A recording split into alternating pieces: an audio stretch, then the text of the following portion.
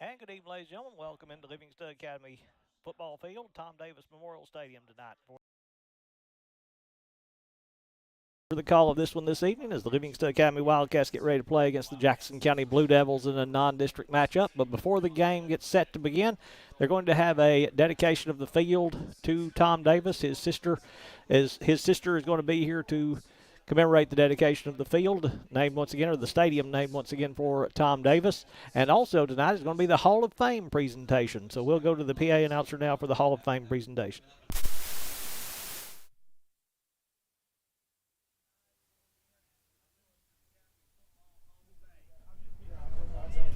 These four men, whose individual careers spanned a half century from 1951 through 1997, were enshrined into the Livingston Academy Football Hall of Fame at the new Tom Davis Memorial Stadium in a pregame ceremony Friday night, September 16th. Members of the ninth class to be inducted and enshrined into this exclusive and prestigious fraternity include Roy Pennington, Shane Qualls, Tom Wendell, and Brian Aldridge. Throughout the second half of the 20th century, these four Livingston Academy greats strapped them on each Friday night.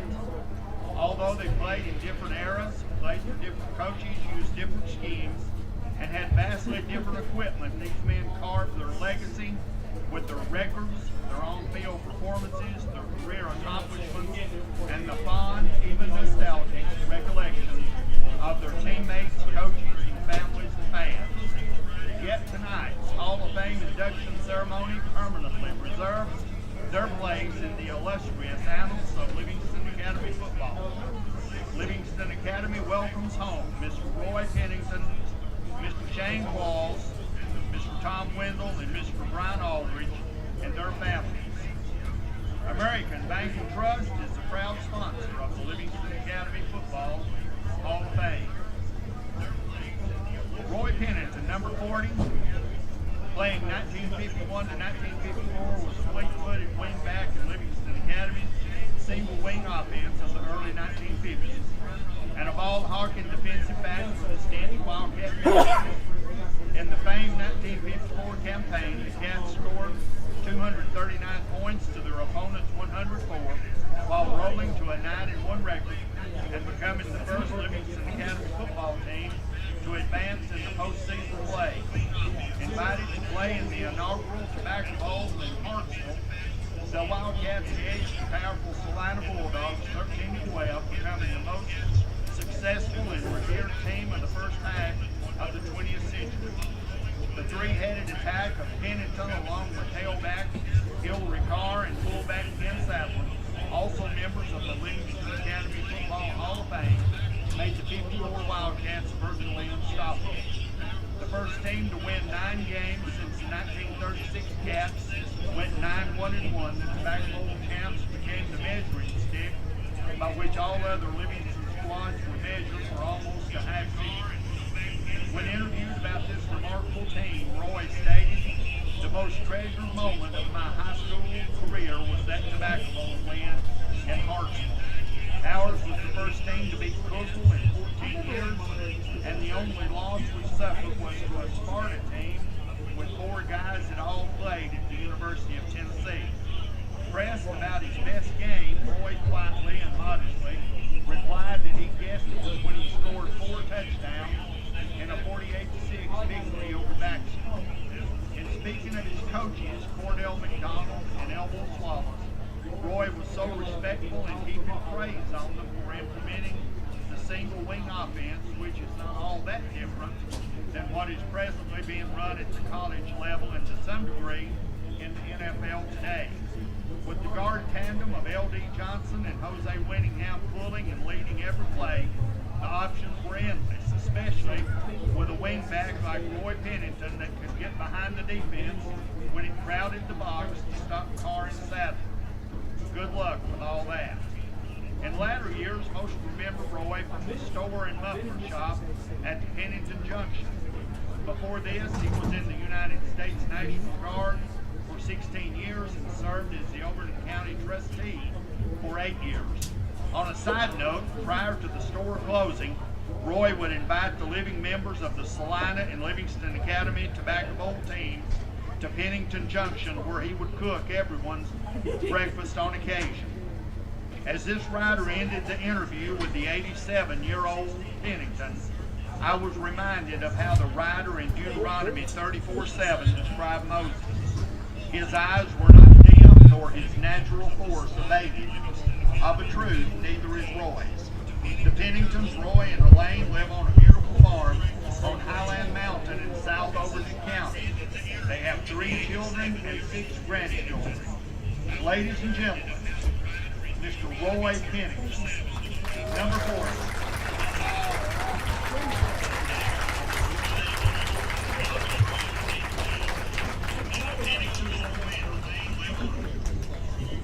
Shane Qualls, number 4, was a true Swiss Army knife during the late 1980s before the phrase was coined for players with multiple positions and multiple skill sets. He could throw it, he could run it, he could catch it, and he could defend it. Even though he played multiple positions throughout his high school career, Shane settled into life as a receiver during his all-mid-state junior and senior seasons.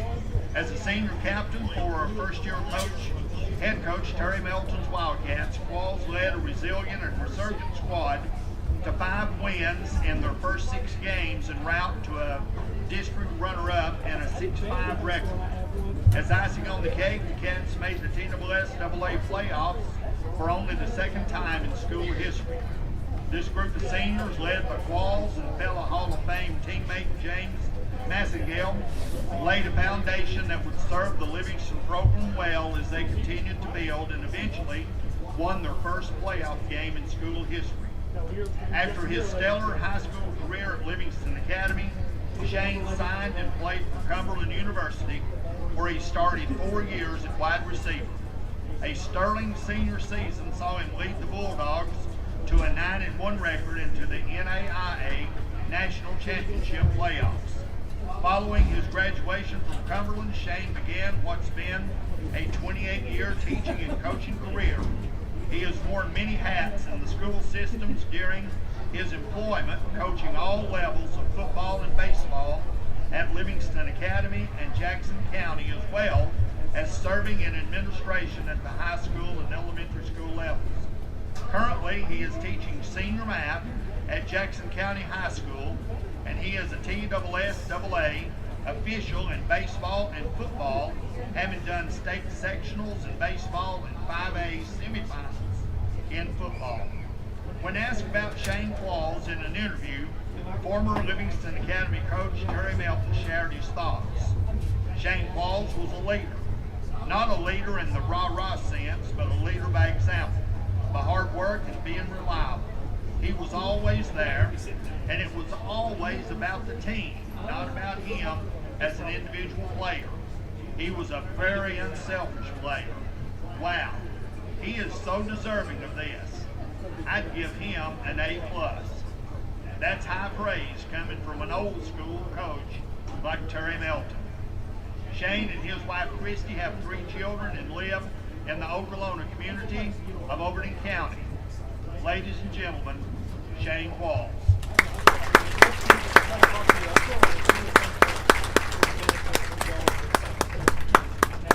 Tom Wendell, number 12, was the quarterback for the Livingston Academy Wildcats during the early 1990s, from 1992 to 1995. Wendell, a pro-style quarterback, had a cannon attached to his right shoulder. A prototypical pocket passer, Tom possessed all the attributes of a great quarterback. He had leadership qualities, the mental acuity and savvy to read complex defenses, the size and strength to stand in the pocket and find open receivers, but maybe greatest of all was his courage and willingness to stand in the crosshairs of opposing pass rushers until the very last second to allow his receivers time to get over. This type of raw toughness is seldom seen in linebackers, let alone quarterbacks. This toughness was necessary after a 10-2 1992 season that saw the Wildcats win their first playoff game in school history, which was followed by a 2-year rebuild pointing toward 1995.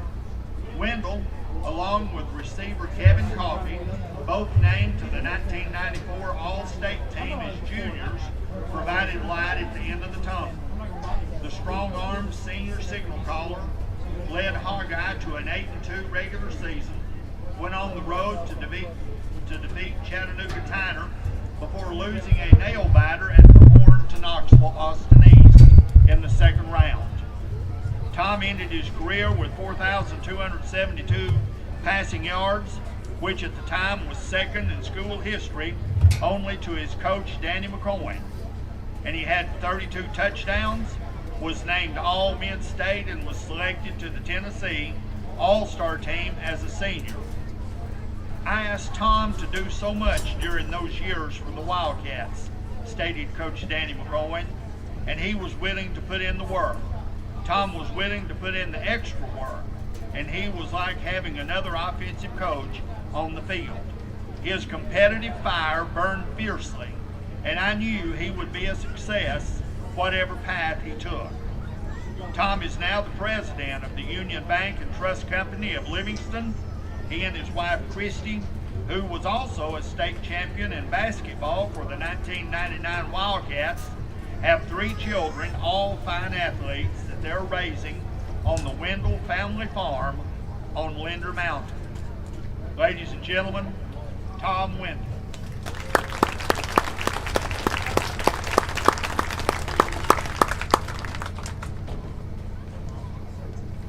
Brian Aldridge, number 15, was a rugged 6-foot-tall, 175-pound fullback and a head-hunting linebacker for the Livingston Academy Wildcats of the mid-1990s. When Aldridge finished his career, he was third in school history in quarterback sacks with 18. He had 239 career tackles, 33 of those for lost yardage, totaling some negative 163 yards. He had 3 interceptions, 4 fumble recoveries, 4 passes broken up. Offensively, Aldridge had 188 carries for 934 yards, averaging 5 yards per carry, while scoring 13 touchdowns. He had 13 receptions for 120 yards and returned 3 kickoffs for 165 yards, along with 1 punt return for 3, to give him 1,122 career all-purpose yards. Yet, as stellar as these statistics may be, they only tell one part of the story. When Brian had hung up his cleats for the last time, he had blocked, leading the way for the all-time leading rusher in Livingston Academy's history, Matt Garrett, a fellow Hall of Famer who amassed 2,968 rushing yards. Although that record has been eclipsed over the seasons, this unselfish Wildcat was part of a class that accumulated 33 wins against 14 losses and 3 consecutive playoff appearances over his 4-year career. During his junior and senior seasons, Aldridge was instrumental in leading Livingston Academy to back-to-back 10-win seasons, advancing for the first time to the 3rd round of the TSSAA playoffs. The 1996 squad edged Grundy County 7-6 here at the Tom Davis Memorial Field in round 1. In East Tennessee, the Cats shut out Gatlin Murph Pittman 7-0. And on a cold, wet night the week before Thanksgiving, LA's magical season came to a close as a kicker got off the dry, warm charter bus and kicked a field goal in double overtime, giving Lenoir City a 3-0 win over Aldridge's Wildcats. Rolling to a 9-1 record as a senior, Brian saw his Big Blue team crush Chattanooga High 35-6 to open the playoffs, only to have Chattanooga Brainerd end their season 21-7 in the second round. When asked about Brian Aldridge, Coach Matt Eldridge stated, Brian was an exciting and impactful player. You could always count on Brian to make a big play. Not only was he a fantastic football player, he was a better young man. High praise indeed. Brian works at Avert Express and lives in Cookville with his wife Amanda and their 4 children. Ladies and gentlemen, Brian Aldridge.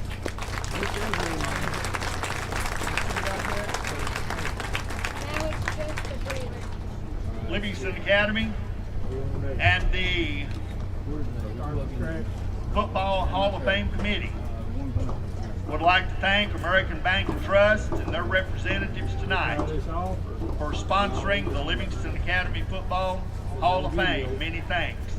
And ladies and gentlemen, another hand for our 4 inductees of 2022. Roy Bennington, Shane Qualls, Tom Wendell, and Brian Aldridge. Congratulations, man.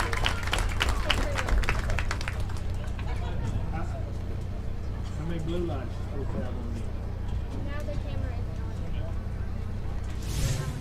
Close to home. Livingston Regional Hospital. Protecting the newest Overton County residents. Livingston Regional, named one of the state's best award winners for its work at reducing infant mortality. The BEST Award focuses on the importance of breastfeeding, early elective delivery reduction, and safe sleep for Tennessee babies. Quality care close to home. Livingston Regional Hospital.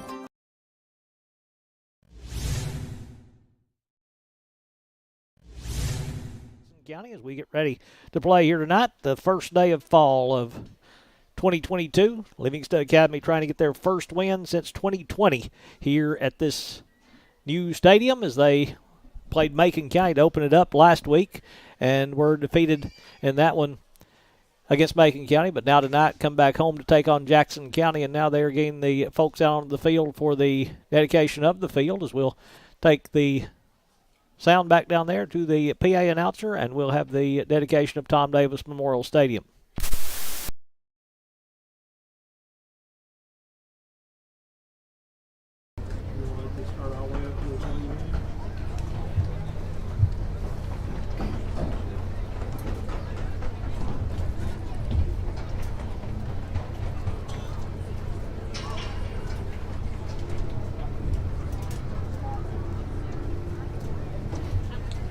Ladies and gentlemen, at this time, please direct your attention to the center of the field for a special presentation. In 1967, Livingston Academy's football stadium was dedicated to a local hero who gave his life for our country. Tonight, as we enter a new phase at Livingston Academy's brand new football complex, it is our honor to again dedicate our new football stadium to that same local hero, Tom Davis.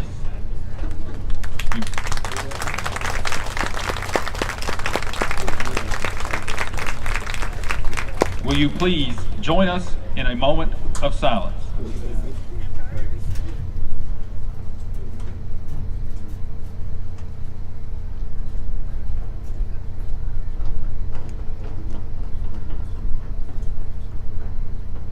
Thank you.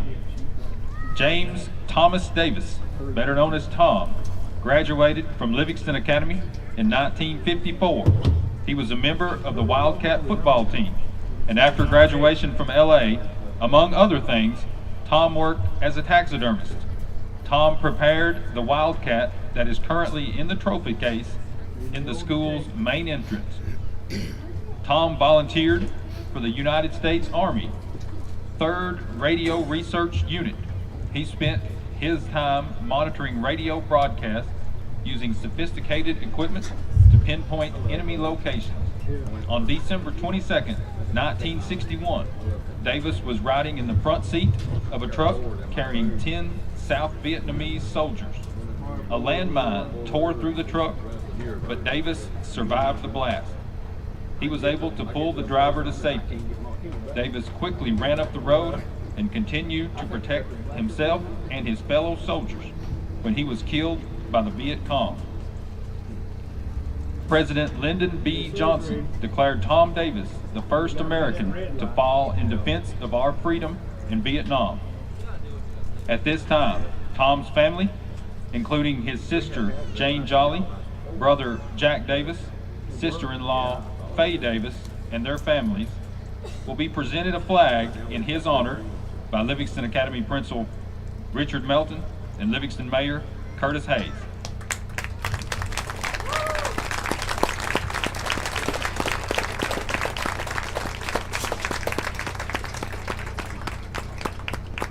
Tonight, September 22nd, 2022, we dedicate Livingston Academy's new football stadium to Tom Davis.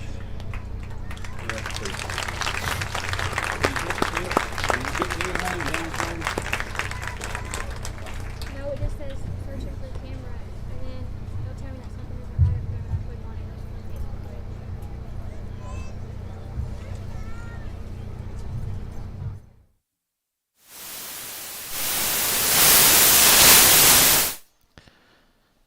Pre-game dedication of the new Tom Davis Memorial Stadium here tonight at Livingston Academy as the Livingston Academy Marching Band making their way onto the field here tonight along with the cheerleaders. We'll join them in just a moment and have our national anthem as Livingston Academy comes into this matchup 0-5, looking for their first win of the season. Jackson County comes in at 1-4 on the season, looking for their second win, their only win of the season, a 7-2 win over Sale Creek for the Blue Devils of Jackson County. So they are looking to get this season going in the right direction for them as well. As Livingston Academy looking to break a 17-game losing streak here tonight against Jackson County with a win, and that is what the Wildcats are hoping for tonight as the band prepares to play our national anthem. We'll send it back down to the field to Band Director Greg Dingwall and the Livingston Academy Marching Band.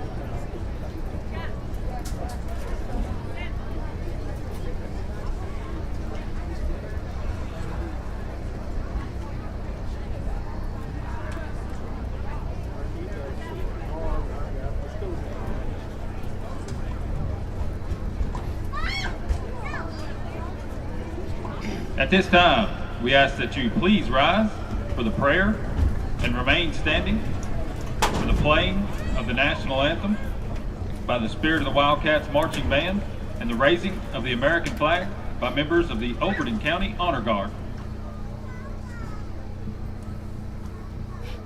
Let us pray.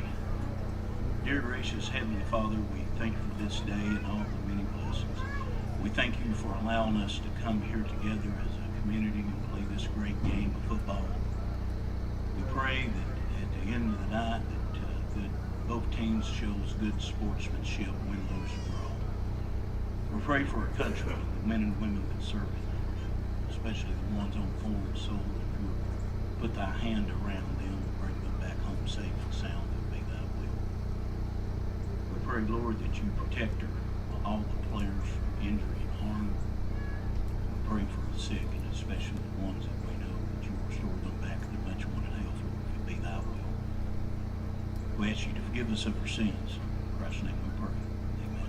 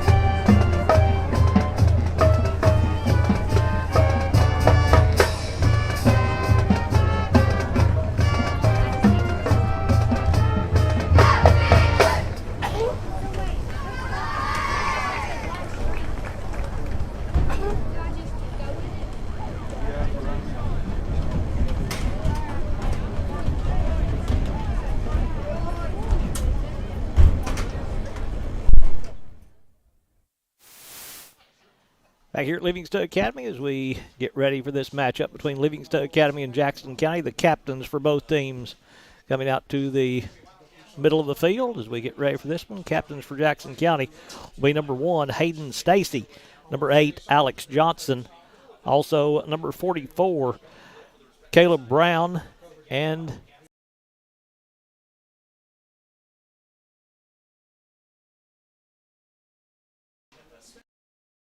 Sean Loftus, and his assistant coaches Tommy Hinch, also Dennis Mateo, Tyler Turner, Matthew Scoggins, the assistant coaches for the Blue Devils of Jackson County. The captains for Livingston Academy getting ready to go out on the field. They are number 6, Brody Coffey, number 13, Nathan Kogel, also number 68, Rory Pyre, and number 12, Lachlan Hammock, the captains for Livingston Academy. Wildcats dressed in the blue jerseys, the white numbers, the white football helmets, the gray pants. Jackson County dressed in the all white, the blue numbers, the blue trim for the Blue Devils as these two teams get ready to play. Let's take this opportunity to thank our sponsors for making tonight's broadcast possible. Livingston Family Healthcare, Gary Maxwell Insurance, Puckett's Family Dentistry, Overton County News, W&O Construction, R&M Family Pharmacy, E.B. Gray Jewelry, First Church of Livingston, Farmers Insurance Rick Savage, Maynard's Automotive, Livingston Dairy Queen, Hall Funeral Home, Bullseye Security, Exit Realty, Midstate Construction, Physical Medicine Center of the Cumberlands, Livingston Regional Hospital, Lucky Red Stables, Oakley Equipment Rental, Wascon Incorporated, and Willow Grove Marina, making these broadcasts possible here on our Overton Events YouTube channel, on our Overton Events homepage, and also on the Overton County News website, or Overton Events Facebook page. Also streaming live on Twin Lakes Channel 951. Wayne Farrell advising me that he does have us on there tonight for the broadcast of this game between Livingston Academy and Jackson County. Thank you to Wayne for working with us to put us on there on Twin Lakes Television Channel 951. Wherever you're joining us, we're happy you're there. Here with us, Livingston Academy will receive to start the ball game. Jackson County won the coin toss. They have deferred to the second half, so the Wildcats will receive as we get ready for these two teams to take the field. As the Hall of Fame dedication taking place before this game, and 4 great former Livingston Academy Wildcat players there inducted into the Hall of Fame. Roy Pennington, Tom Wendell, Shane Qualls, and Brian Aldridge all inducted in the Hall of Fame. Tell you how long I've been around. I did 3 of those guys' games in one form or another in broadcast of those. As Jackson County comes onto the field onto the left, now the light show here as the Wildcats come onto the field for this matchup here with Jackson County, as they will receive to start this first half.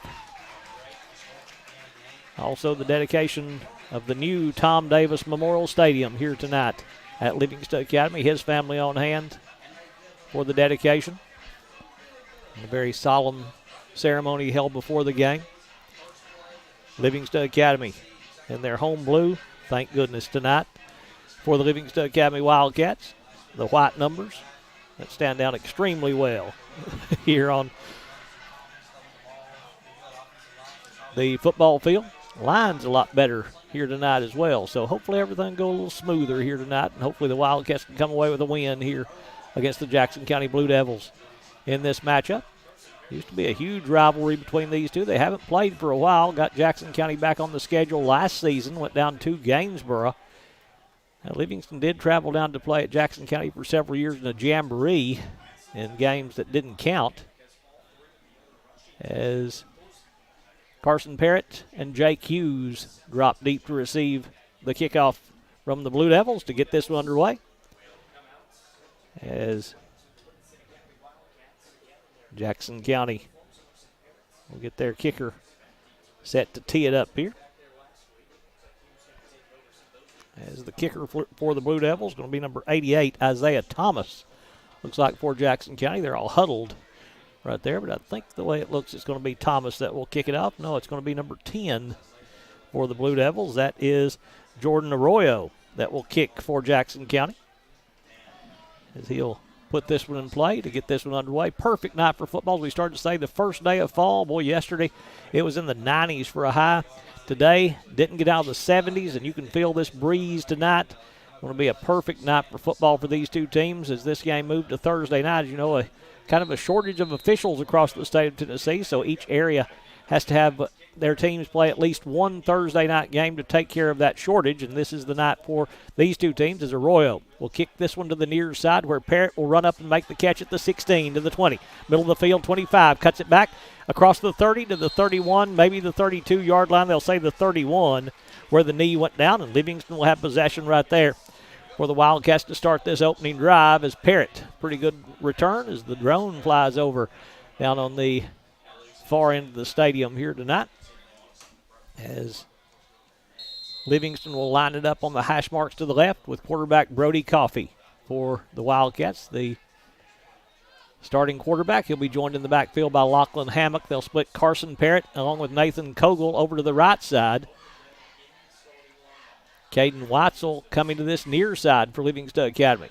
Logan Johnson, the tight end, on the right side. The handoff to Hammock, and he's hit immediately, and he'll lose a yard on the play. That's not Watzel over here. That's Hughes, the wide receiver.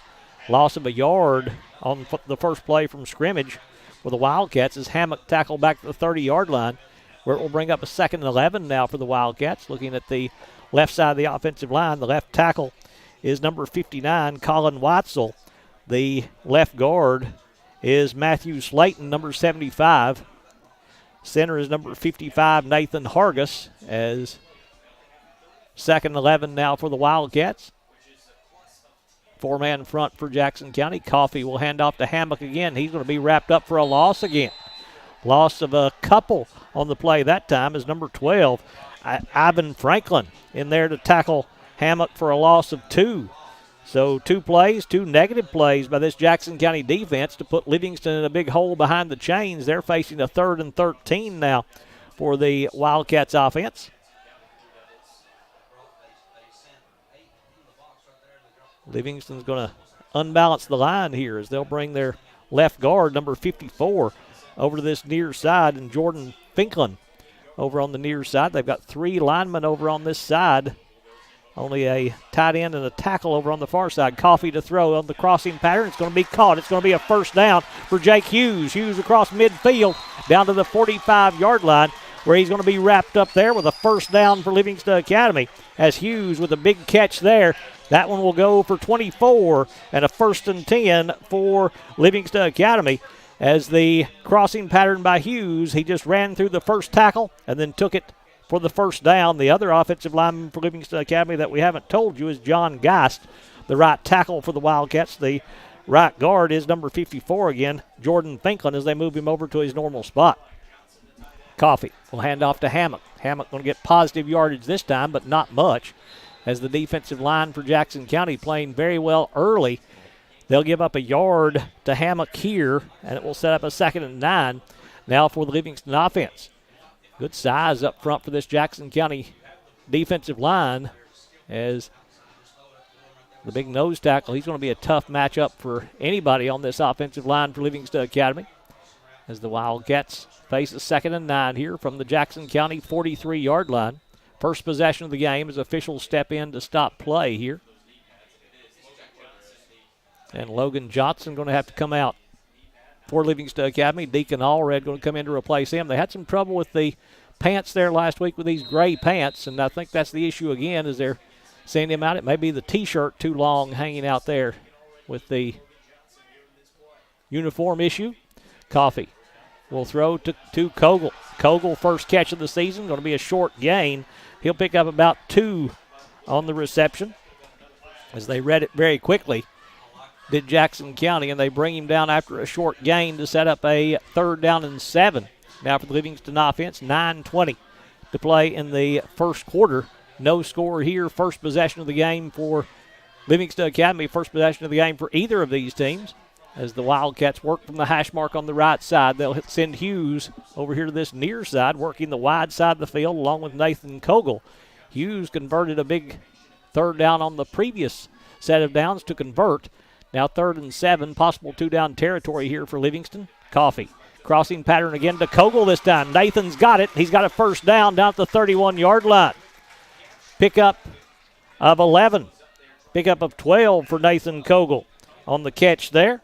And a first down for Livingston as Coffee opens 3 for 3 in this first drive. 3 for 3 for 38 yards for the junior quarterback. Couple of first downs for Livingston Academy, as they are giving up the passes. Jackson County trying to sell out to stop the run of Lachlan Hammock. So Coffee taking advantage of what the defense is giving him. Coffee will hand to Hammock. Hammock right off the left side will pick up pretty good yardage this time, as he'll dive forward for a good gain before he's wrapped up by the Blue Devils, as they're holding on, trying to pull the football out of there, but couldn't do so. He was already down. Tackle made over there by Braylon Marcy along with Briley Goolsby. But a good gain on the run by Hammock. Well, they're not going to give him as much as I thought. A 4-yard gain for Lachlan, and it'll set up a 2nd and 6 now for the Wildcats offense. 2nd and 6 from the 27-yard line. Coffee from the pistol. Johnson, the tight end, to the right side. Coffee will hand off to Hammock running that way. Bounces outside, cuts it back in the middle, and he'll be close to a first down. Looks like he may be about a yard shy of that first down, as he ran it off the right side behind Johnson, leading the way over there. And he will be just a yard short of that first down as Livingston tries to convert their third down on this drive. They're 2 for 2 so far in 3rd and longs. Now a 3rd and short here with 3rd and 1 for the Wildcat offense with 7:15 to play in the first quarter. Coffee from the pistol once again.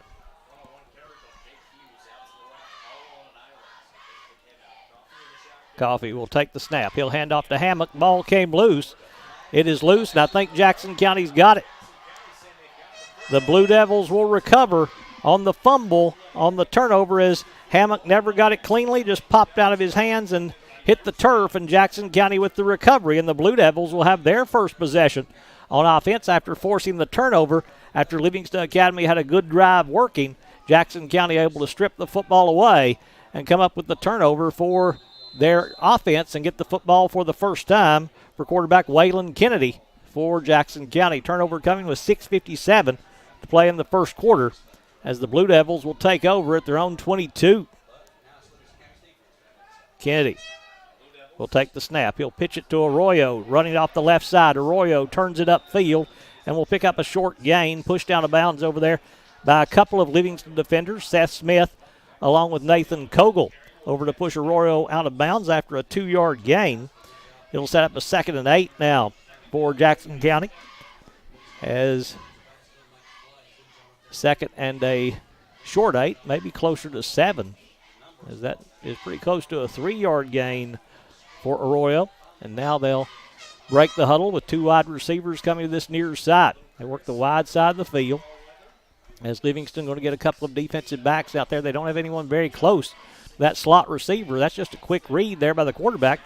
They'll run it now with Stacy coming to the right side. Stacy going to be wrapped up after a short gain, as trailing the play there for Livingston Academy was Gage Hoffman to wrap up Hayden Stacy after he picks up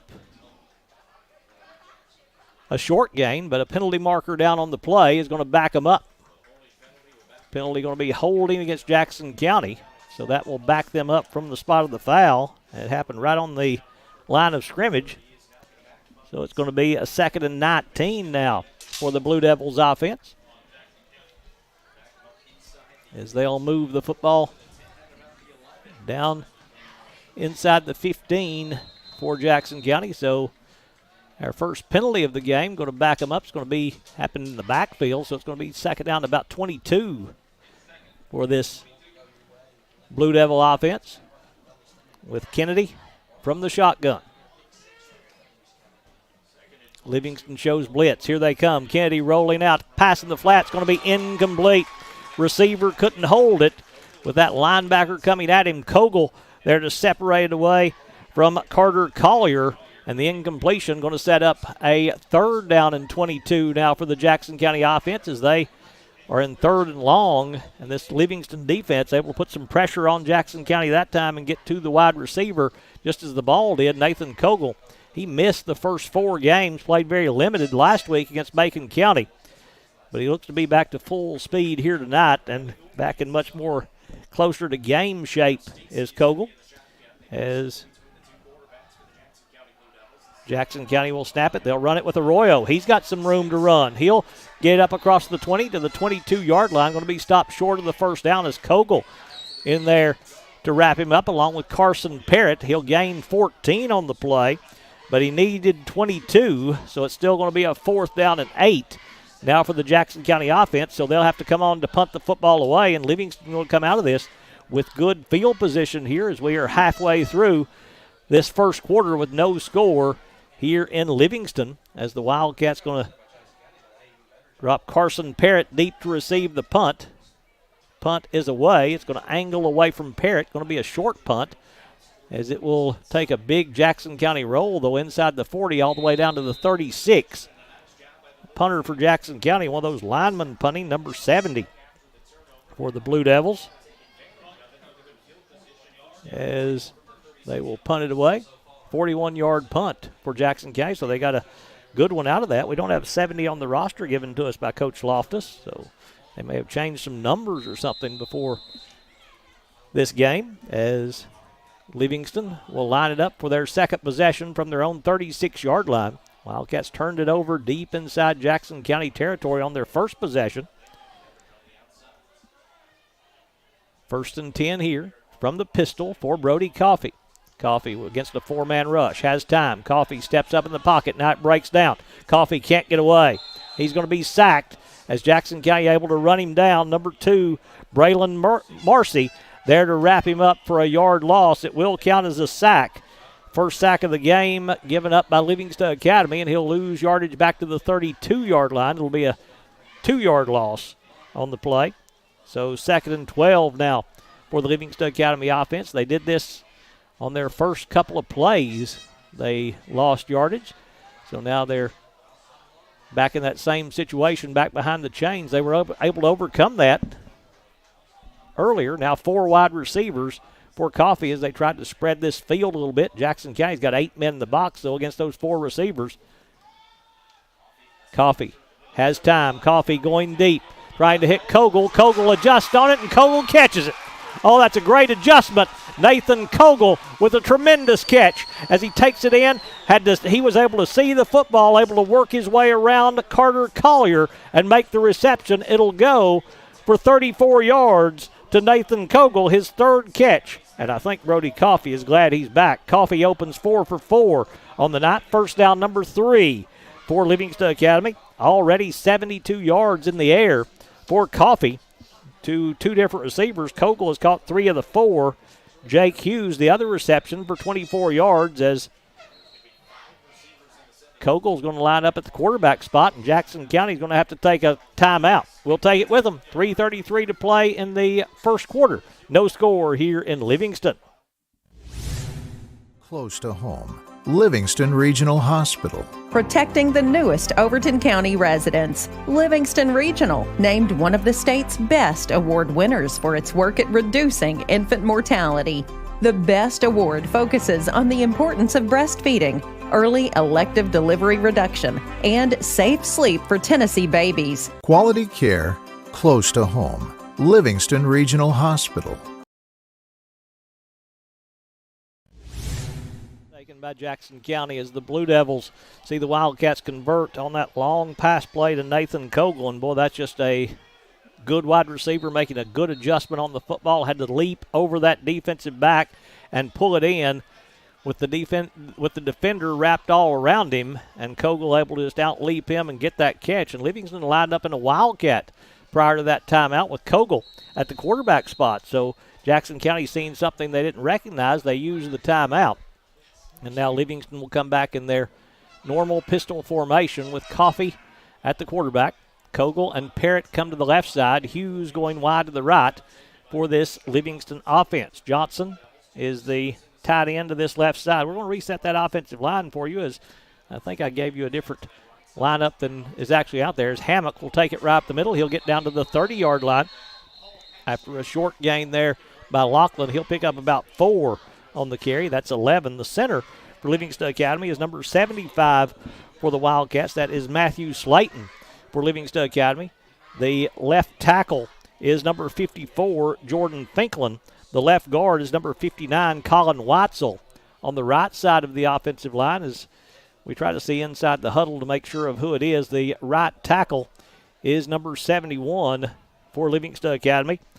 That is John Geist, and the right guard is number 55, Nathan Hargis. So Hargis and Slayton have just kind of switched positions here in this matchup. Kogel from the Wildcat. He'll take the snap. Kogel will run off this left side. Kogel into open field to the 20, to the 15, to the 10, to the 5, to the goal line. Touchdown, Nathan Kogel, 30 yards on the Wildcat quarterback keeper. So Nathan Kogel will score the touchdown, but is there a penalty marker down? There is a penalty marker down on the play. It's going to be a hold against Livingston Academy. Holding against the Wildcats is going to bring it back.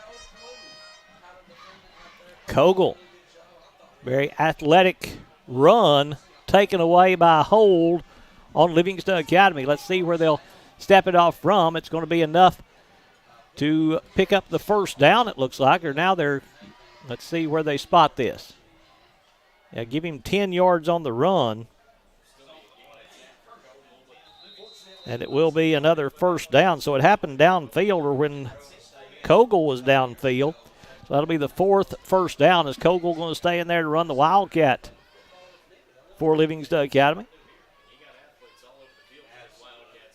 Kogel will take the snap. He'll try right up the middle, looking for a hole. He'll find one there in the middle, and he'll take it across the 15 down to about the 13-yard line. Play started right at the 20, so a gain of 7 for Nathan Kogel as Livingston, pretty good difference in quarterbacks here with Kogel, much more physical than Brody Coffey as they're just lining him up from that Wildcat formation as the new quarterback. And now Coffey coming back in for Livingston, so they'll go with the pistol here for Livingston Academy on a 2nd and 3 from the 13. Hammock lined up back in there behind Coffey as that running back. They'll hand off to Hammock off the left side. Lachlan hops his way inside the 10, spins his way inside the 5, and tackled out the 4-yard line.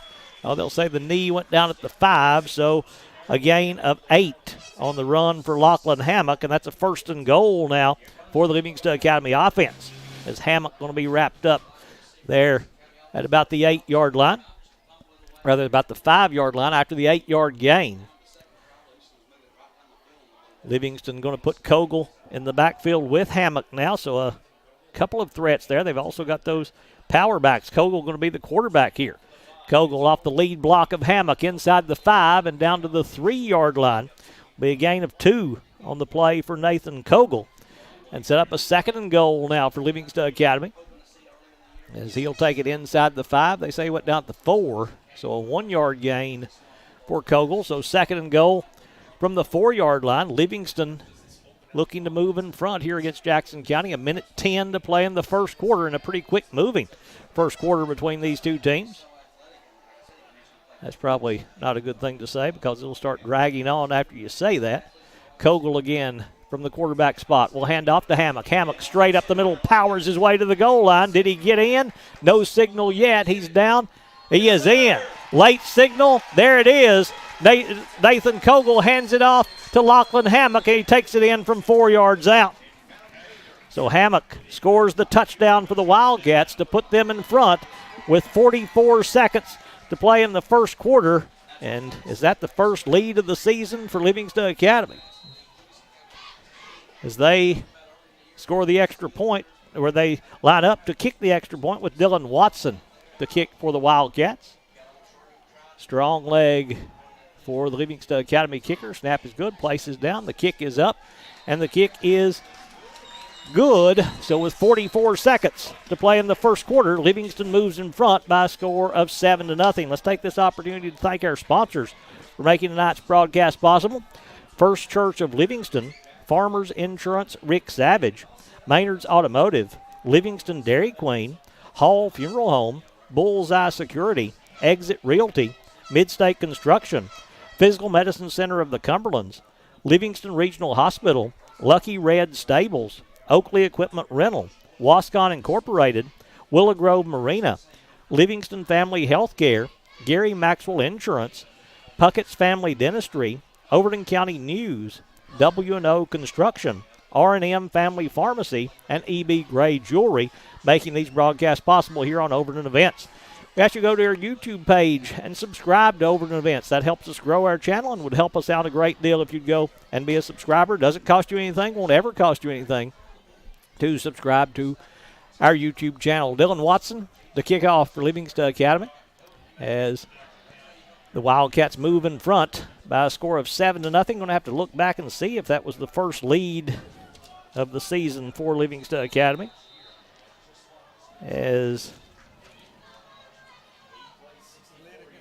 No, they led against York, did Livingston, 7-6, so it is not. So had to look back through there as Watson will kick this one away. Going to be fielded at the 10-yard line, to the 15, to the 20. Big hole up the middle. Stiff arm and taken up across the 35 to the 39 on the return is number 4, Carter Collier. Touchdown saving tackle by Livingston Academy's Braden Story to wrap him up at the 39-yard line. But Jackson County, off a good return by Collier, will be set up with good field position here late in the first quarter, trying to respond to that Livingston Academy score with one of their own, as the Wildcats with the lead now over Jackson County. And now the Blue Devils going to break the offensive huddle as they'll line up under center this time with the quarterback, Waylon Kennedy. Wing back to the left side. Couple of running backs. They'll pitch that way. They'll go with the toss to Braden Marcy. Marcy turns the corner and turns on the Jets and takes it inside Livingston Academy territory as Marcy will take it down near the 40-yard line. Going to be a gain of 21 on the play for Marcy. And that may be the last play of the first quarter. First down of the game for Jackson County as the clock runs with 12 seconds. I don't think they're going to try to snap it here as they go over to the far sideline. And Jackson County just going to let it run out. We're through one. It is Livingston Academy 7, Jackson County 0.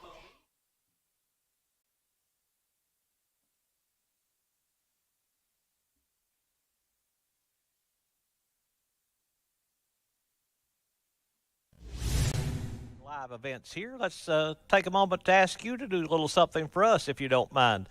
We would love to have you subscribe to our YouTube page. Just click on the YouTube icon at the lower right hand corner. Once you click on that, that will pull up the YouTube page and it will pull up a subscribe button. It will be red. Just click that subscribe button. Won't cost you anything to subscribe. Never will cost you anything to subscribe. That's just a vote of confidence, vote of support for our page to help us continue to grow and to help us continue to be able to bring you these live streams of different events here on Overton Events. We'd appreciate it if you go subscribe. Thank you in advance for doing so, and we are really grateful that you're watching our Overton Events channel.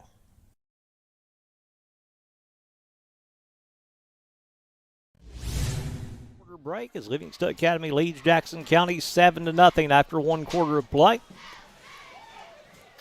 Jackson County with the football, 1st and 10, though, at the Livingston 40-yard line. Just outside the 40-yard line are the Blue Devils. They're going to line up Hayden Stacy at the quarterback spot as he and Kennedy have been shuffling at that quarterback spot. Arroyo will come in motion up near the line of scrimmage. Snap will go to Stacy to run the Wildcat. He'll try to run off that right side where Arroyo was blocking, but he can't get away from Hoffman. Gage Hoffman has become a good defender for Livingston Academy as he's going to wrap up Stacy after a 3-yard gain to set up a 2nd down and 7. Now for the Blue Devil offense as he'll take it down to the 38-yard line as Stacy and Kennedy, a couple of completely different quarterbacks. Stacy more of a runner, Kennedy more of their throwing quarterback as they break the huddle now.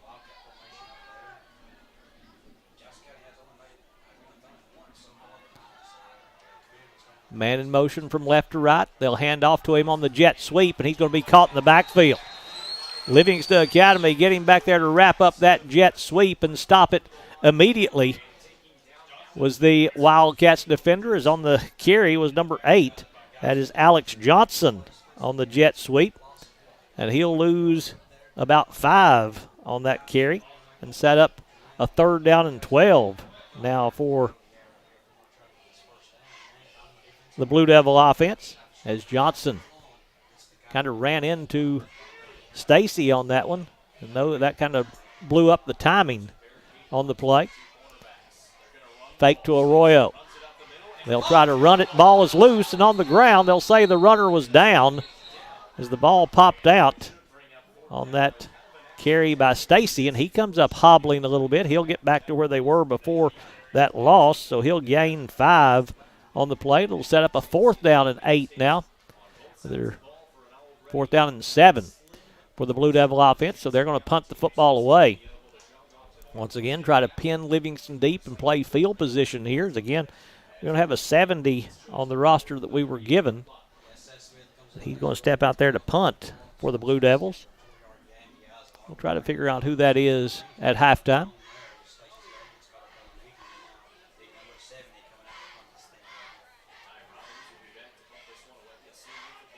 Snap is good. Punt is away. A little pooch punt coming to this near side. Fair catch signal called for and made by Carson Parrott as he will make that fair catch right at the 15-yard line where Livingston will have possession as they'll have it at that point.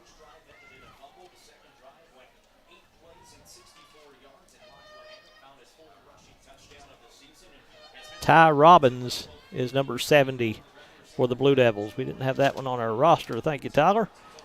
As Ty Robbins is the punter for the Blue Devils.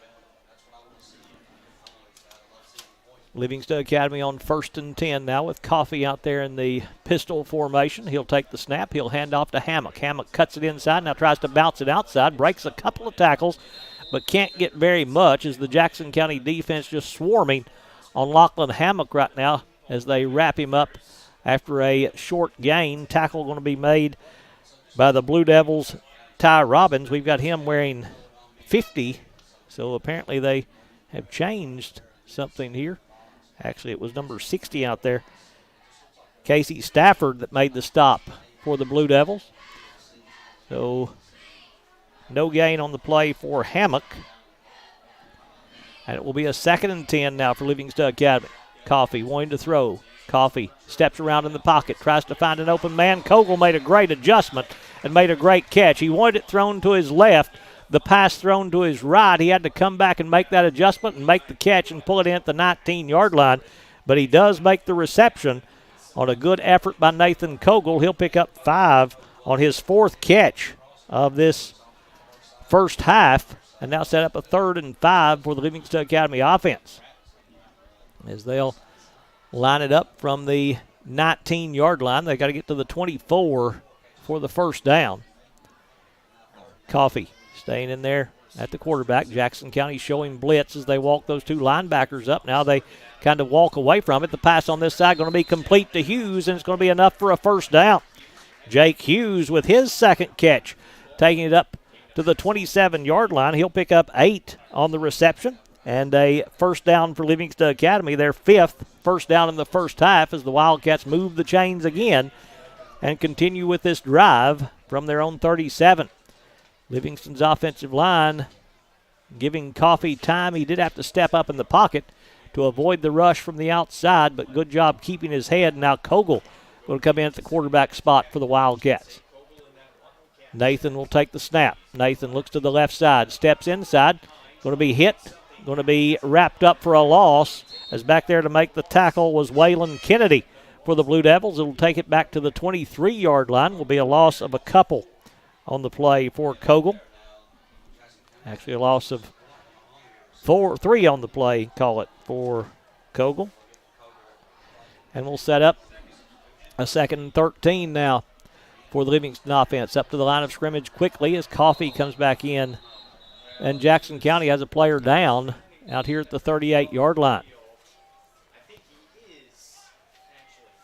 Not sure who that player is for the Blue Devils, but he's down out here at the 38 as they will work on him as he just kind of fell out there away from everyone else. Certainly hope this is nothing serious for the Jackson County player that is down, but he was away from everybody when he went down.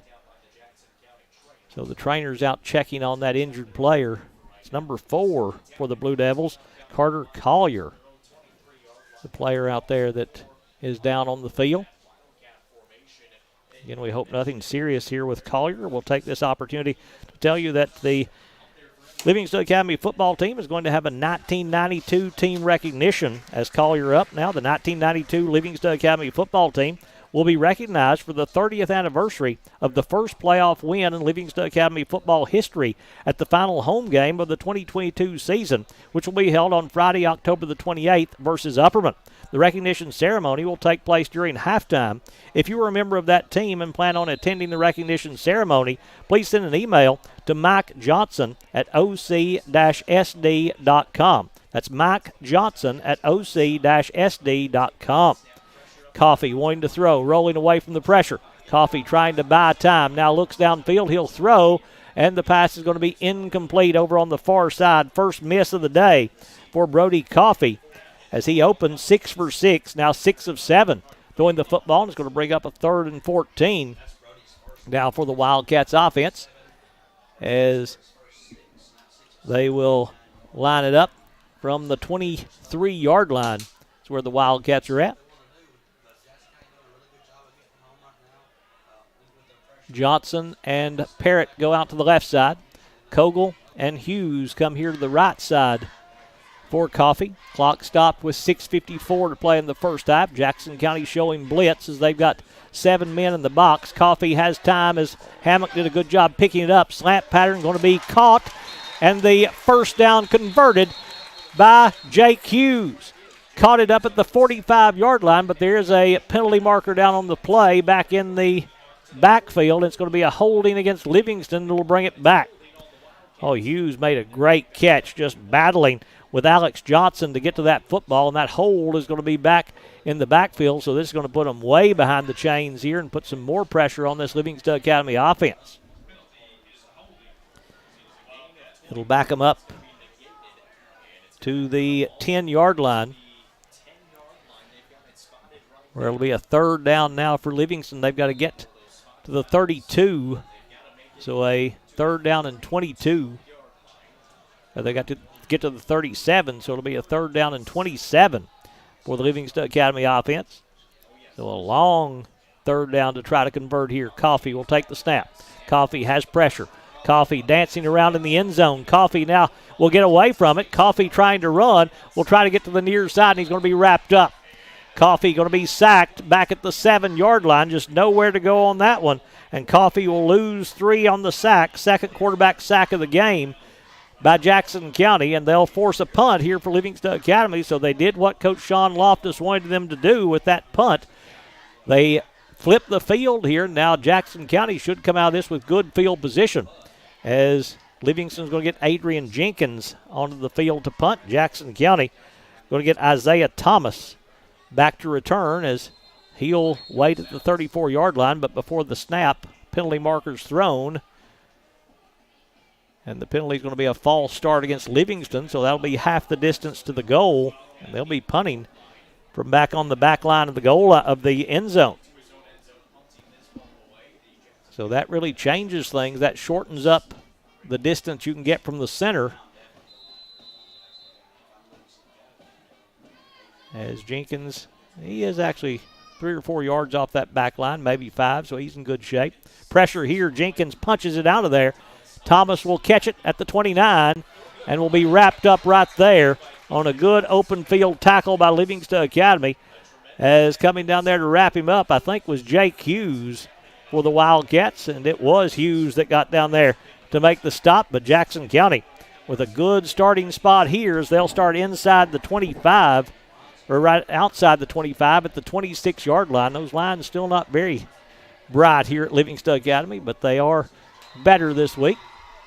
So 1st and 10 for the Blue Devils. Called officially the 27-yard line for Jackson County. Stacy, the quarterback, and a penalty marker going to stop this play. And Jackson County, I think, is going to be called for a false start.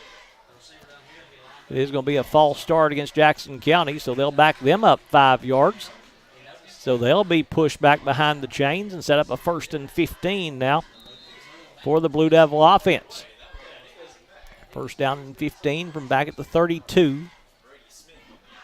We're halfway through this second quarter. Livingston Academy leading by a score of 7-0 over the Jackson County Blue Devils.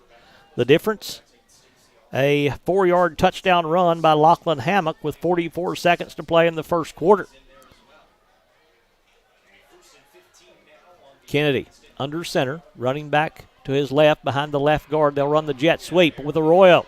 Arroyo cuts it upfield, but he's going to be wrapped up and brought down. Just grabbing hold and not letting go was that Livingston defender as they tackle him after a short gain. That's going to be Seth Smith again on the stop, a gain of a yard for Arroyo, as he'll have 3 carries for 17 yards now and set up a 2nd down and 15, as they call it, no gain on the play. So 2nd and 15 for the Blue Devils offense. Smith has had some great games tackling this season. Did a good job right there. Just got hold of him and wouldn't let him go.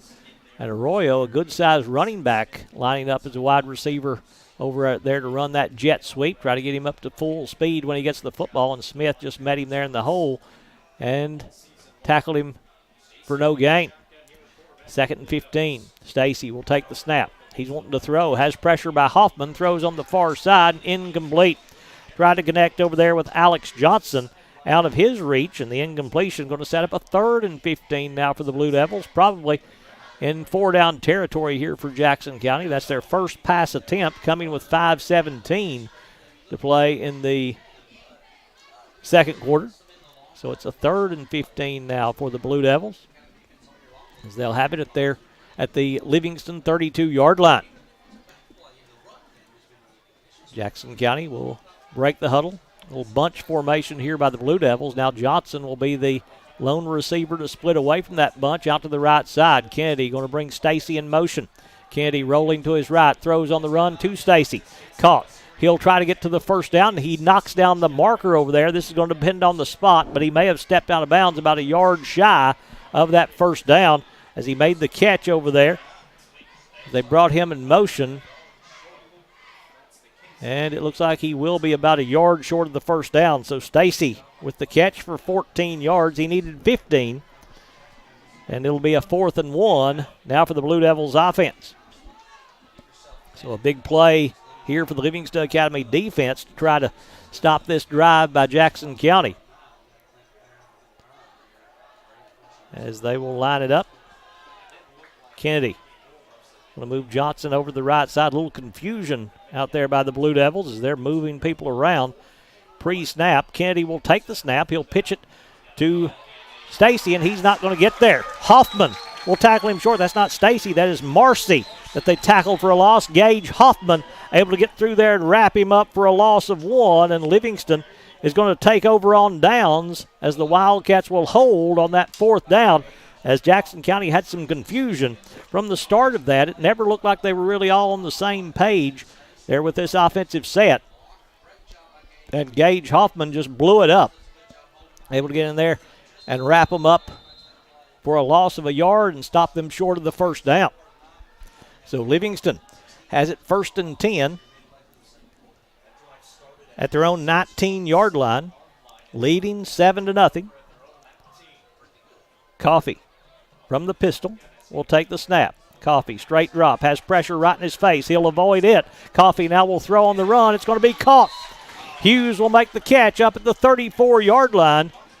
Or did he hold on? That's Parrott with the catch, and I think a penalty is going to bring it back.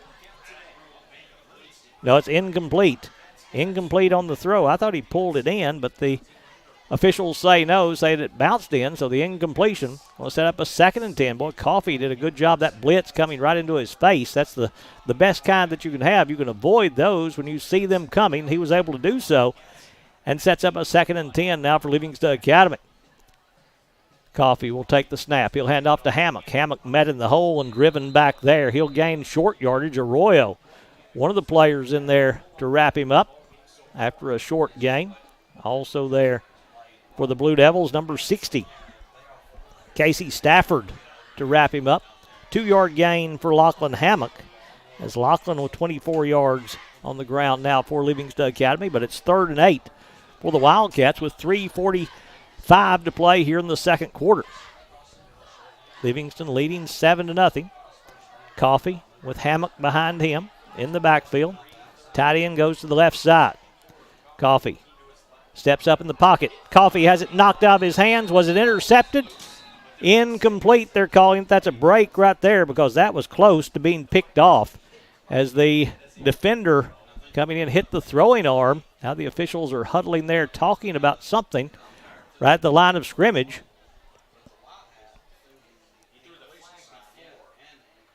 And there's going to be a penalty down on the field.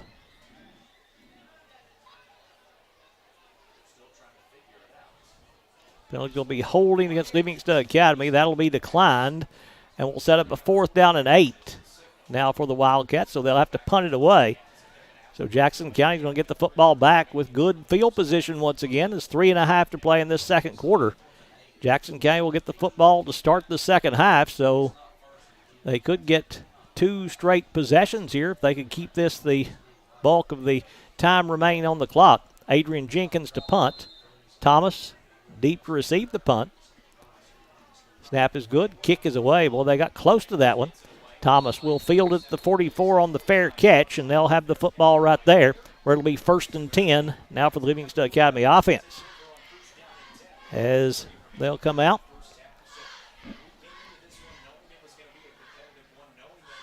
From the 44-yard line will the Blue Devils, as they'll have the football here. No time coming off the clock on that punt. So it still sits at 3.5. That may be a break for Jackson County here. As Stacy getting the play call from the far side from Coach Loftus. Sean Loftus, he's been at Jackson County a long time. Great successful program he has run down there. They're 1-4 this season, but a very dangerous team always, as Hayden Stacy will take the snap for Jackson County. They send Arroyo up behind the right guard. He does take the snap. He runs that way. Stacy will take it down to about the 43-yard line. So a gain of a couple on the play for Hayden Stacy, as they line up with a couple of tight ends up there, a bunch formation for the Jackson County offense. It's power football right now by Jackson County, and they are hanging in this game with Livingston Academy. We'll send Thomas over to the right side. 2 wide receivers go that way. 1 wide receiver to the left for Stacy.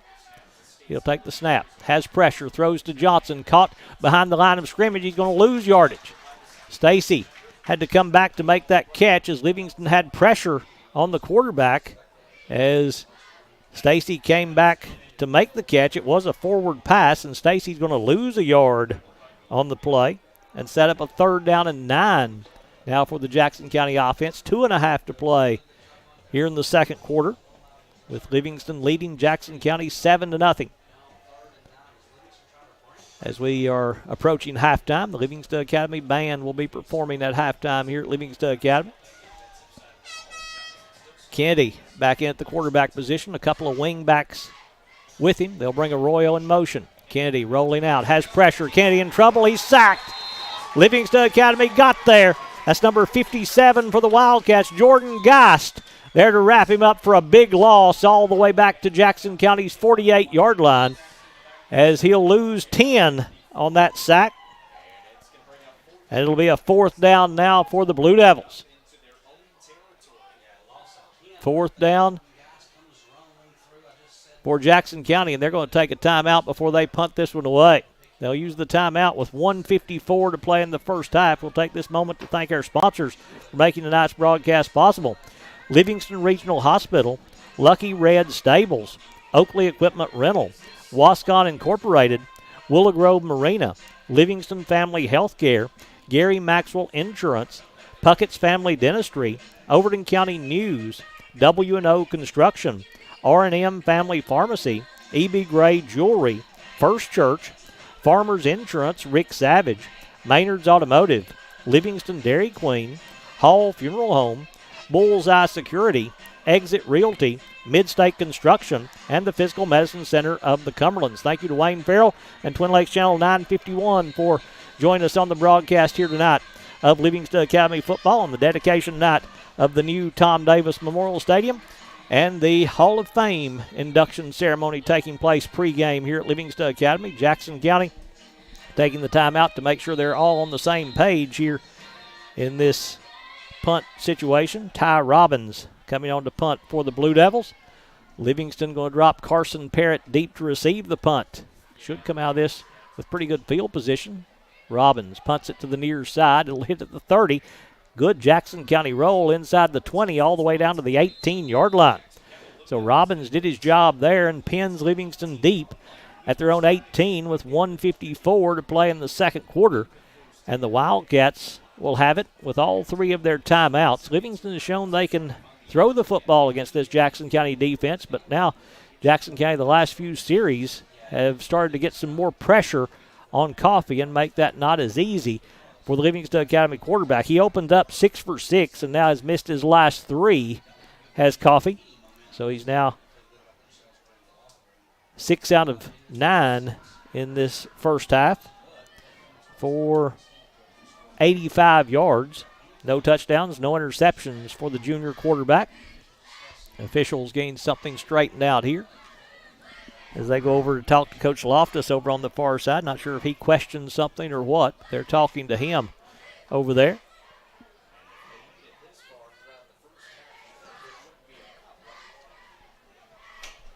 Whatever it is, everybody seems content with it now, as Coach Flatt wanting to know what was going on.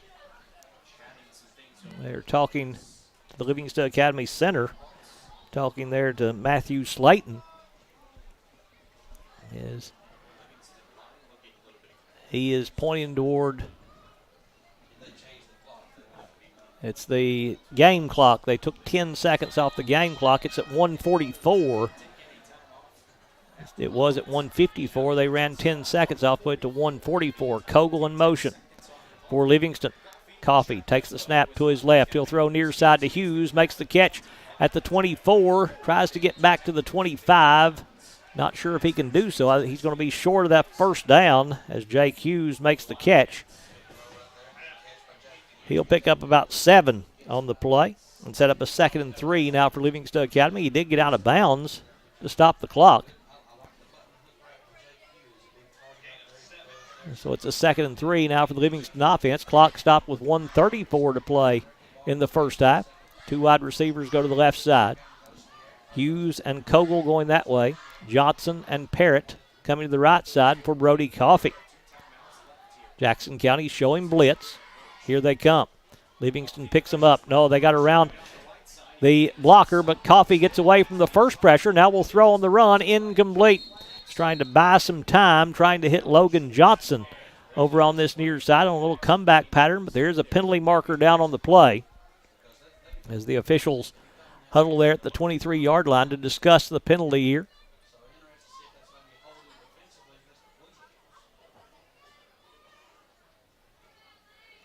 Holding going to be called against Jackson County.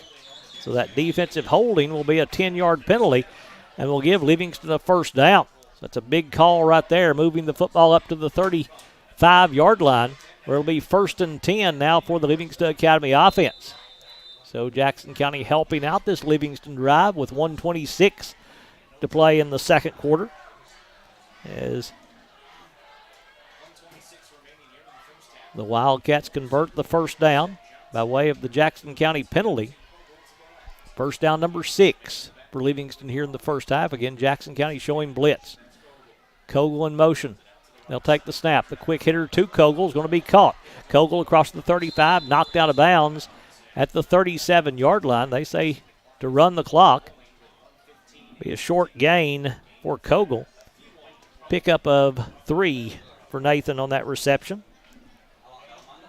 They do keep the clock running, as it looked like Kogel got knocked out of bounds, but the official says no, and they run the clock as we move inside a minute to play in the first half. Coffee takes the snap.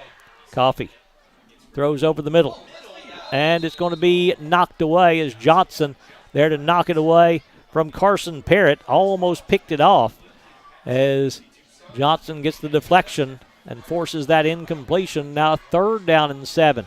Facing the Livingston offense from there just outside their own 33-yard line. As Parrott going left, Hughes and Kogel going right. Johnson is an H-back on the left side for Brody Coffee. Hammock, the running back behind Coffee. Coffee takes the snap. Coffee steps up in the pocket, hit as he throws, knocked away. Oh, that's good defense right there. No, they're going to throw the flag.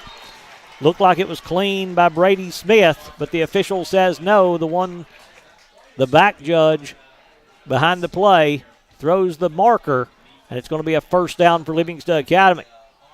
Pass interference against Jackson County. Might have got him with that right arm. The left hand got around the receiver. May have grabbed him with that right arm. The official back there could see it where I couldn't. The top side of it looked clean. Must have got him with the back arm to get that penalty and give Livingston another first down to the Jackson County 47-yard line. Coffee takes the snap. Slant pattern through the hands of Kogel. Oh, he was running free. If Kogel catches that one, I think he scores. He had to step right there, had to leap to try to go get it. Went right through his hands in the incompletion.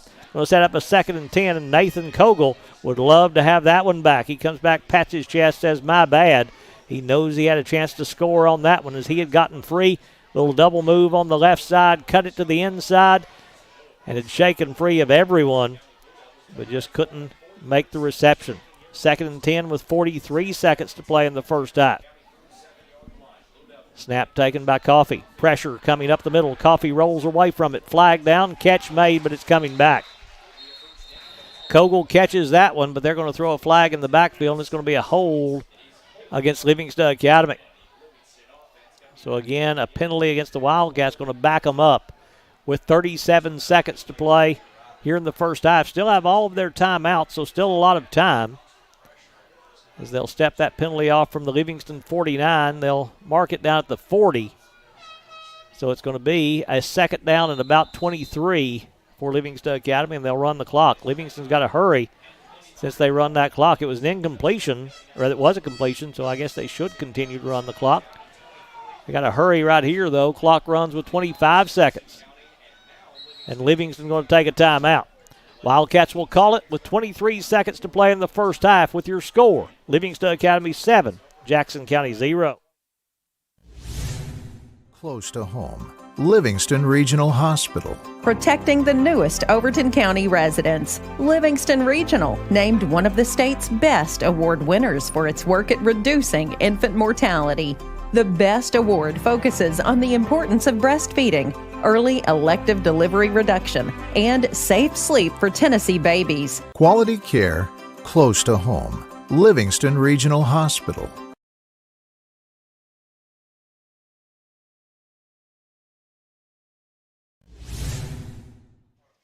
Penalty against Livingston Academy backs them up to the 40-yard line, where it will be a second down and 23 for the Wildcat offense. 23 seconds to play in the first half. Jackson County gets the football to start the second half. Livingston, a lot of penalties in the first half, keeping Jackson County in this ball game. As the Wildcats use their first time out the first half, they still have 2 remaining. They can still work the middle of the field. They've got time for maybe 3 or 4 more plays.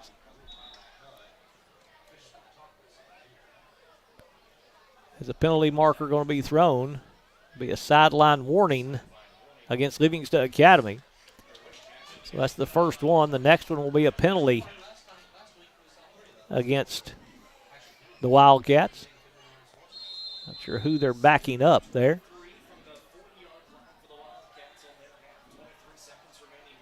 Second and long. Coffee takes the snap. No blitz this time by Jackson County. Coffee now sees the pocket break down. He'll be sacked. Arroyo getting back there to sack him back at the 34-yard line. Will be a loss of 6 on the play for Coffee. And Livingston's going to take another timeout. Again, we'll tell you that the Livingston Academy football will have a 1992 team recognition. The 1992 Livingston Academy football team will be recognized for the 30th anniversary of the first playoff win in Livingston Academy football history at the final home game of the 2022 season, which will be held on Friday, October the 28th against Upperman. The recognition ceremony will take place during halftime. If you are a member of that team and plan on attending the recognition ceremony on October the 28th, please send an email to Mike, M-I-K-E, Johnson at oc-sd.com. That's Mike Johnson at oc-sd.com, all lowercase.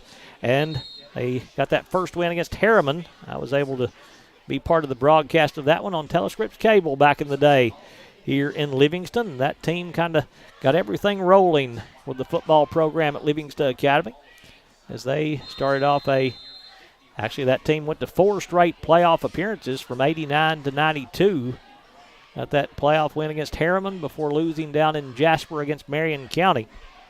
But those guys, those seniors, they helped lay the foundation for what has been a very successful program here at Livingston Academy. Coffee will take the snap. Coffee has time. Throws over the middle. It's going to be caught by Kogel. Going to be just smacked down by Stacy. Kogel will gain about 11 on the play. And they're going to have to use their final timeout here. They don't get the play away. As time is going to run out, Kogel makes the catch, but Livingston doesn't get the clock stopped before they didn't have any timeouts left, so they couldn't do that. They couldn't get the clock stopped, and that will end the first half as at halftime. It is Livingston Academy 7, Jackson County 0, as Livingston Academy had a good first half numbers-wise, but the score still one possession lead. Livingston Academy 7, Jackson County 0. We'll take this break, and we'll join the Livingston Academy band coming up here at Livingston Academy.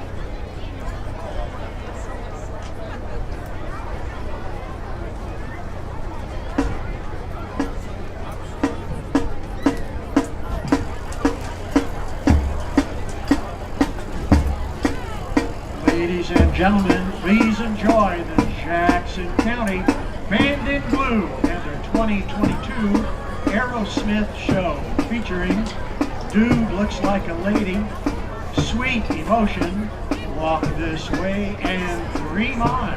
Solos by Maddox Wilson, Caleb Brown, Diego Gomez, and Donnie Eldridge.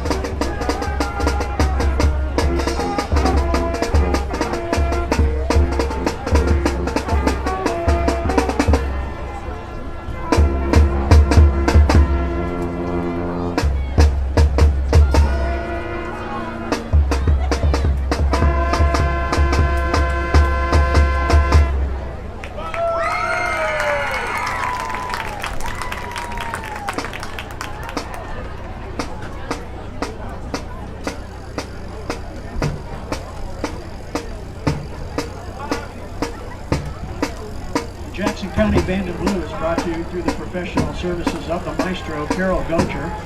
I'd like to tell you about the Trousdale County Marching Contest will be this Saturday. And also let you know that the students and the bands, the football players, the cheerleaders for Livingston and for Jackson County are brought to you through some of the finest parents in the known universe.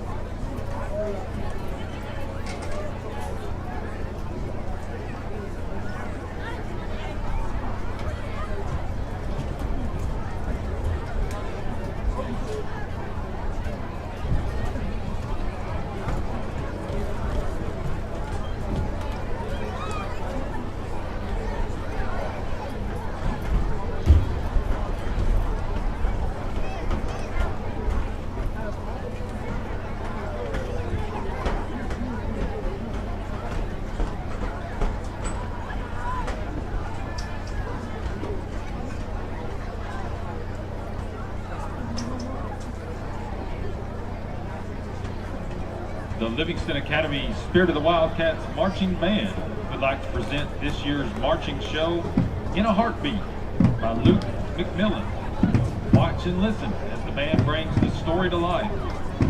Let your imagination take you to new heights and visions of past and present memories of wonderful times and places. The band is under the direction of Mr. Greg Dingwall and assisted by Mr. DJ Roberts. The band's drum major is senior Sky Jordan. Our soloist tonight is Cade Story on tenor saxophone. Drum major Sky Jordan, is your band ready?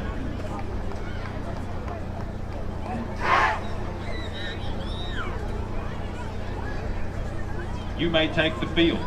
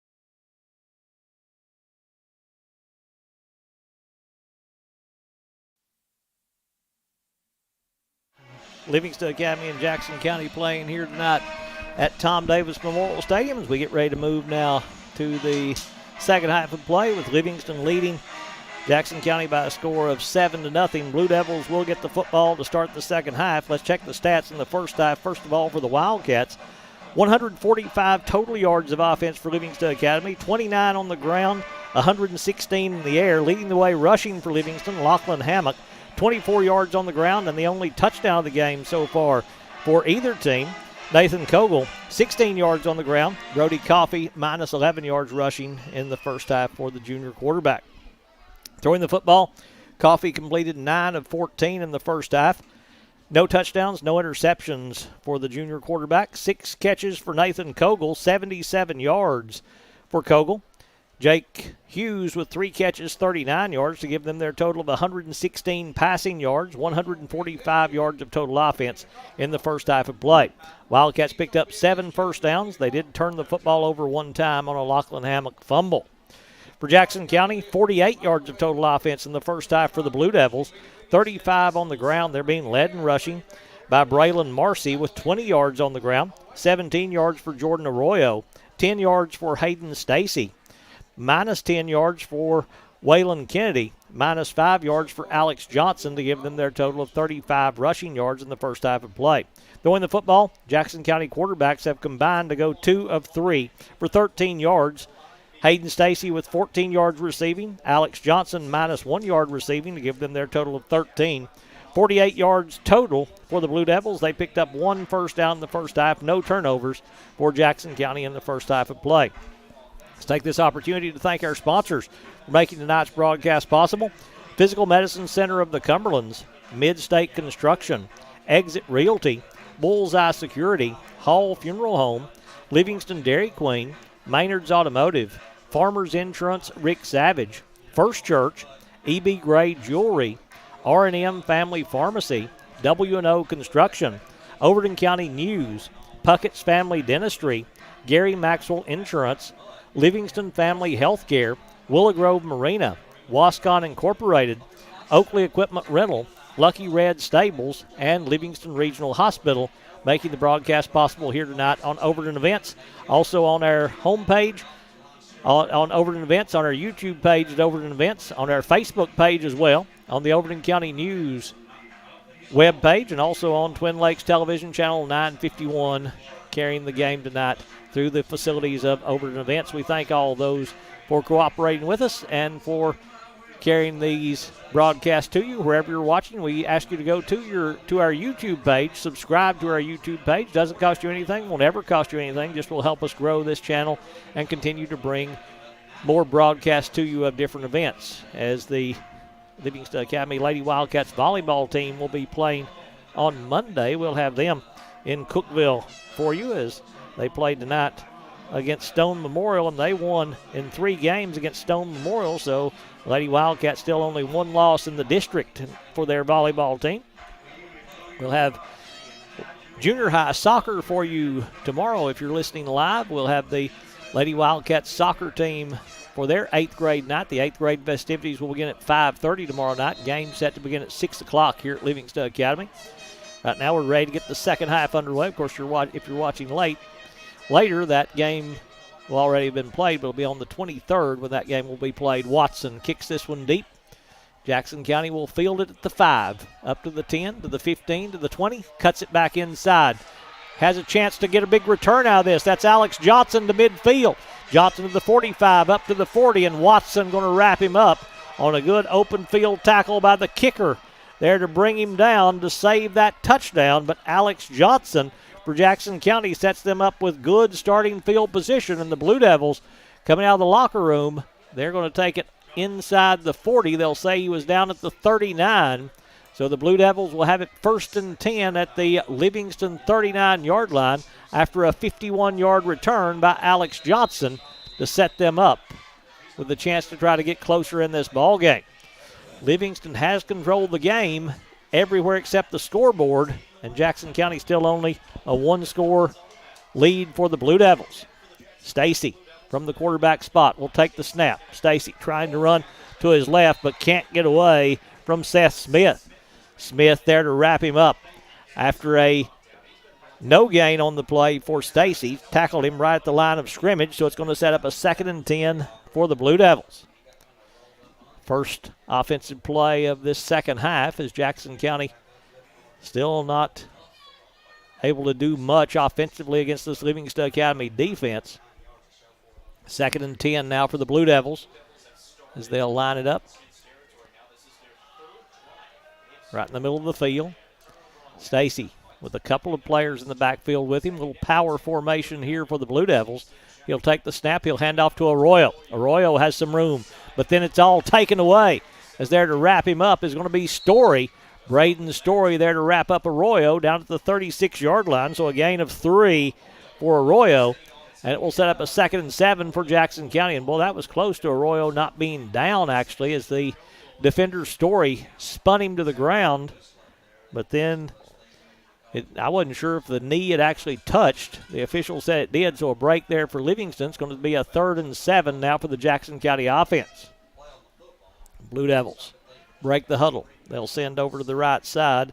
Brady Smith, the only receiver. H-backs to each side. Arroyo on the right, Stacy on the left. They'll hand to Arroyo on the end around. Arroyo, hard run down to the 30, and he's going to be close to a first down. Looks like he'll be about a yard shy of that first down as Arroyo just lowering his head and pounding his way to the 30-yard line to set up a 4th and call it 2, as they say, went down at the 31.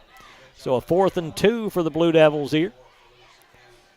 Big play here for this Livingston Academy defense. They stopped them on a 4th and 1 earlier in the game. Smith going to leave. Johnson will come in replacing. It will be Johnson coming in to replace him. Waylon Kennedy, the quarterback for the Blue Devils. Bunch formation in the backfield. Power formation here is Stacy going to run the quarterback spot. Stacy will take the snap. They'll pull a guard. Stacy is going to lean forward. He's going to get the first down. Hayden Stacy just lowering his head, picks up 4, and a first down for the Blue Devils. Their first down of the second half. Only their 2nd first down of the game. It'll be a 1st and 10 for the Blue Devils from the 28-yard line of Livingston. 9 minutes to play in the 3rd quarter as they pick up that initial first down. So they have kept the football a long time here in this second half to just pick up 1 first down. Kennedy under center. Will hand off to Arroyo. Arroyo tries to stretch it out but can't get away. Deacon Allred trailing him there. Nathan Kogel in on the tackle as well. A short gain for Arroyo. Pickup of 2, maybe 3 on the play as he just tried to string that one out to the side. Livingston just wouldn't let him turn it upfield, and he'll pick up 2 yards on the play.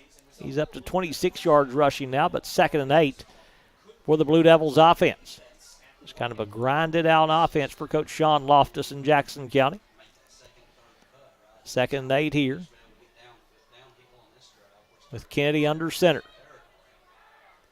He'll send Stacy in motion. Kennedy rolling out, has pressure. Geis chasing. He'll throw it on the move, and it's going to be incomplete over on the far side. And Kennedy is down on the field. Geis just chasing him down. Kennedy is up. The pass incomplete. Had a couple of defenders there, and the official going over to talk to the side judge to see if they had a receiver in the area. The pass did not get back to the line of scrimmage. No flag thrown, so they'll say someone was in the area, but it did not get back to the line of scrimmage. He was not outside the tackle box, so there had to be a receiver in the area. I was watching the tackle in the backfield. Didn't really notice if there was anyone close, but the official said there was. It's going to break up a 3rd and 8 now for the Blue Devil offense. They're at the Livingston 26-yard line, 2-down territory to try to pick up this first down for the Blue Devils. Stacy back at the quarterback. He'll fake the handoff. Stacy will keep it. Stacy running straight up the middle is going to pick up a pretty good gain before he's wrapped up by Nathan Kogel, coming in to put the shoulder in there to make the tackle on Stacy, but it looks like he'll be about a yard short of that first down, maybe 2 yards shy, as he'll pick up 6, and it will be a 4th down and 2, so they will try to convert again on a 4th down. 4th and 2 for the Blue Devils. Ball on the 20-yard line. 4th down for Jackson County, as they'll line up 3 running backs on the left side. So you'd think Stacy's going that way, and he will go that way. Cuts it up the middle. This is going to be close. Is Jackson County going to get a good push? And they just keep pushing him downfield, and I think he's going to get the first down just because of that assistance from his offensive line. Stacy will pick up 4, and he'll pick up a first down for the Blue Devils. Second first down of this drive as they move it down to the 16-yard line, where it'll be 1st and 10 for Jackson County. Nothing fancy on this drive, just power football. The one time they did try to pass, John Geist just blew that one up. And now 1st and 10 for the Blue Devils from the 16.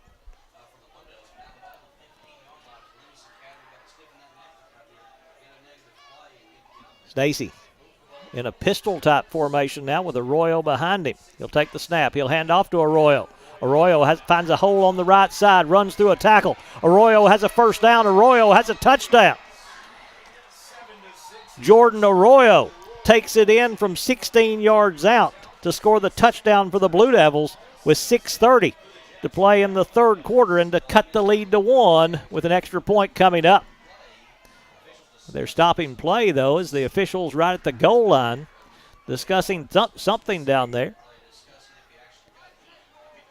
As the officials huddling there right at the pylon.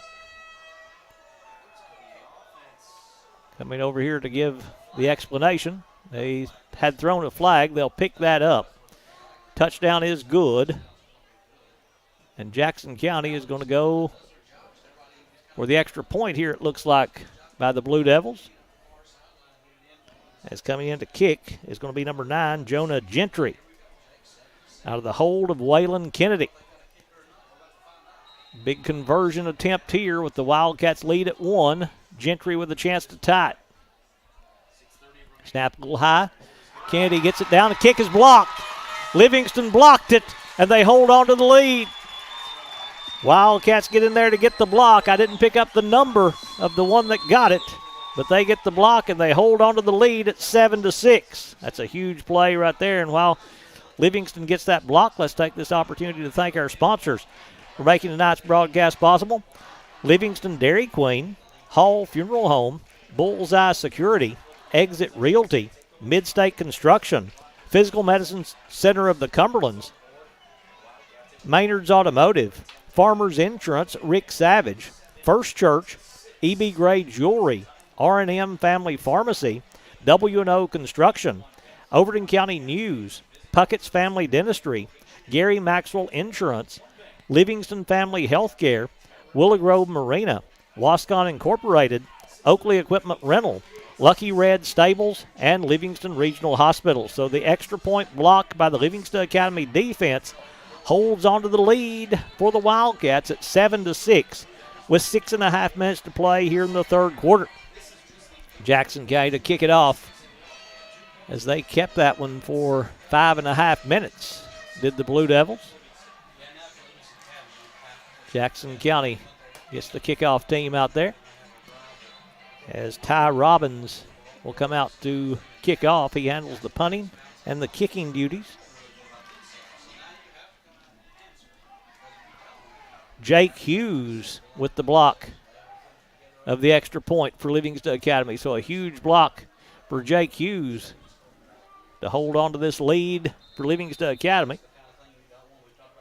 Hughes will drop deep along with Parrott to receive the kick. Short kick, angling to the far side and bouncing out of bounds. So Livingston will get it at the 35-yard line. So the Wildcats will have it 1st and 10 at their own 35. So Livingston, their first possession here of this second half, as they'll have it.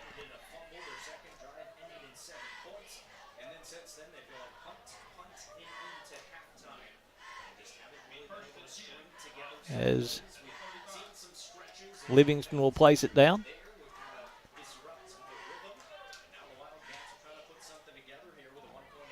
Now Livingston with the 1-point lead, so still a one-possession game between these two.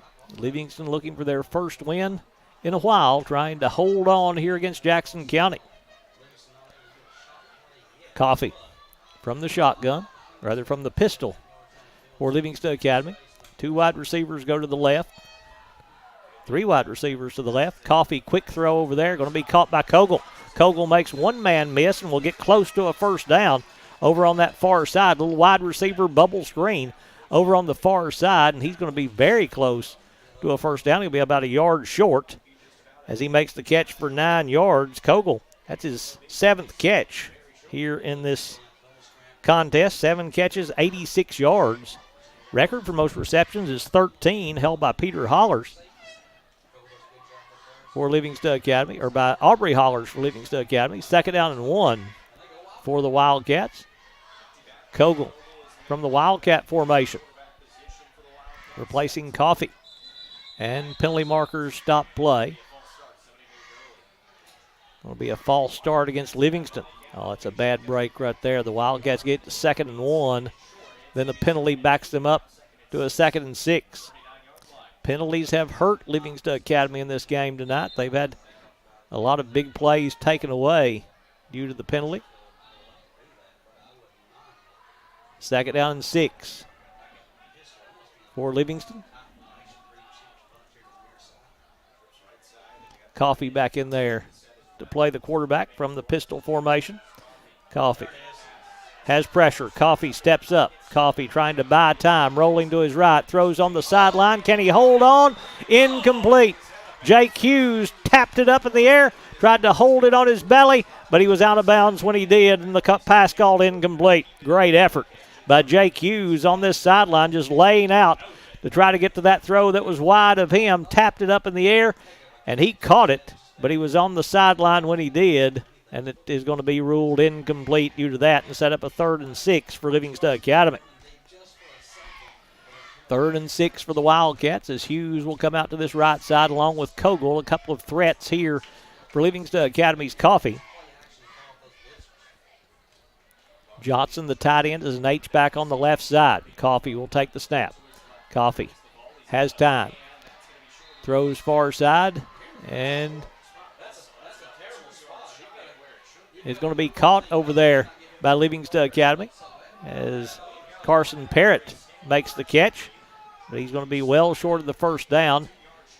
He'll pick up about 4 on his first reception of the game and set up a 4th and 3 now for Livingston Academy. They're going to keep the offense out there in a 1-point game. 4:50 to play in the 3rd when the Wildcats will go for their first 4th down attempt of this game. Coffee from the pistol will take the snap. Coffee throws far side, incomplete, trying to hit Parrott, and Jackson County will take over. Pass too tall for Parrott to get to, and the incompletion going to give the Blue Devils the football at the Livingston 43-yard line. So a big defensive stand there by Jackson County as they will take over inside Livingston territory. All the momentum is swinging toward Jackson County right now as they took the opening drive of the second half, kept it 5.5 minutes, took it down and scored the touchdown. Then the block of the extra point by Jake Hughes kept Livingston the lead, but now the Blue Devils come up with a defensive stand of their own, and they take over on 4th down at the Livingston 43-yard line. Stacy from the pistol for Jackson County, looking over to the far side. He'll move Arroyo up to his left. Stacy will run behind Arroyo.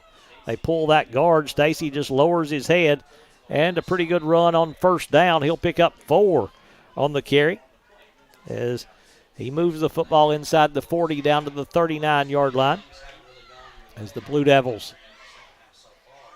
little student body left that time as they line up those running backs to this side. They also pull that right guard to lead him in the hole on the left side, and Stacy gets a pretty good gain out of it. Set up a 2nd down and 6. Braylon Marcy in the backfield along with Arroyo as the fullback. Stacy hands off to Arroyo. Up the middle, Arroyo lowers his head, and he's going to be close to a first down, just dragging tacklers down near the first down marker, and he's going to be very close to a first down.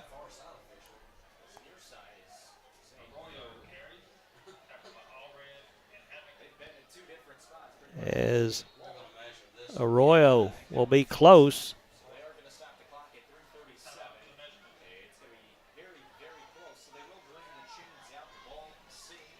And they're going to bring the chains in from the far side to measure. As if he doesn't get it, it would be a third down. If he does, of course, a first down here.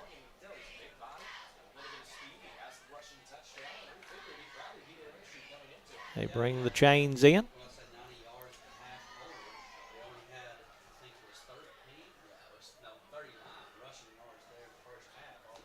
They set it down, stretch the chains, and it is a first down for Jackson County.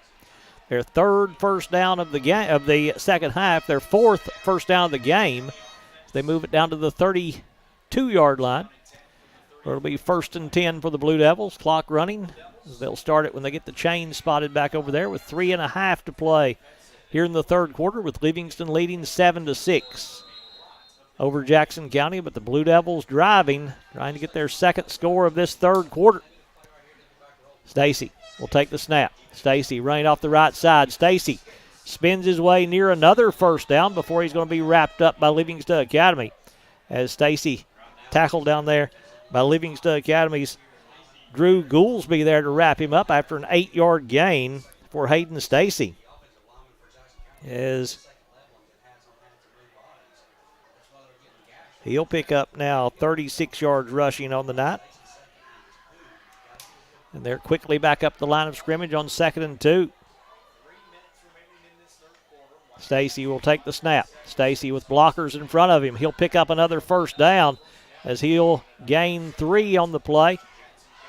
Needed 2. He picks up 3, and that'll move the chains to pick up another first down for the Blue Devils. Keep possession for them. Clock running with 2:40 to play in the third quarter. Livingston leading Jackson County by a score of 7-6, but the Blue Devils driving again here against the Wildcats. As they're down at the 21-yard line is Jackson County. Stacy looking over for the play call from the far side. He'll hand off to Arroyo. Arroyo, quick cut to the left side. Arroyo tries to turn the edge but can't get away from Nathan Kogel, but he will take it down to the 10-yard line as he'll pick up 12 and a first down again for the Blue Devils. We've got Arroyo now with 60 yards as he had 17 at halftime, rolling up the yardage here in this third quarter.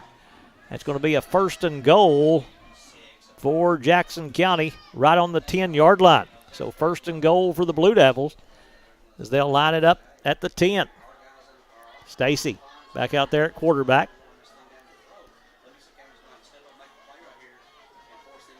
Stacy will take the snap. He'll run it off the left side. Again, just driving his way forward. He'll gain about 3 on the play before Hoffman is there to wrap him up. They also help Jake Hughes up off the bottom of the pile, give him a 4-yard gain on the run to set up a 2nd and goal now for the Blue Devil offense from the 6-yard line. Minute 20 to play in the third quarter.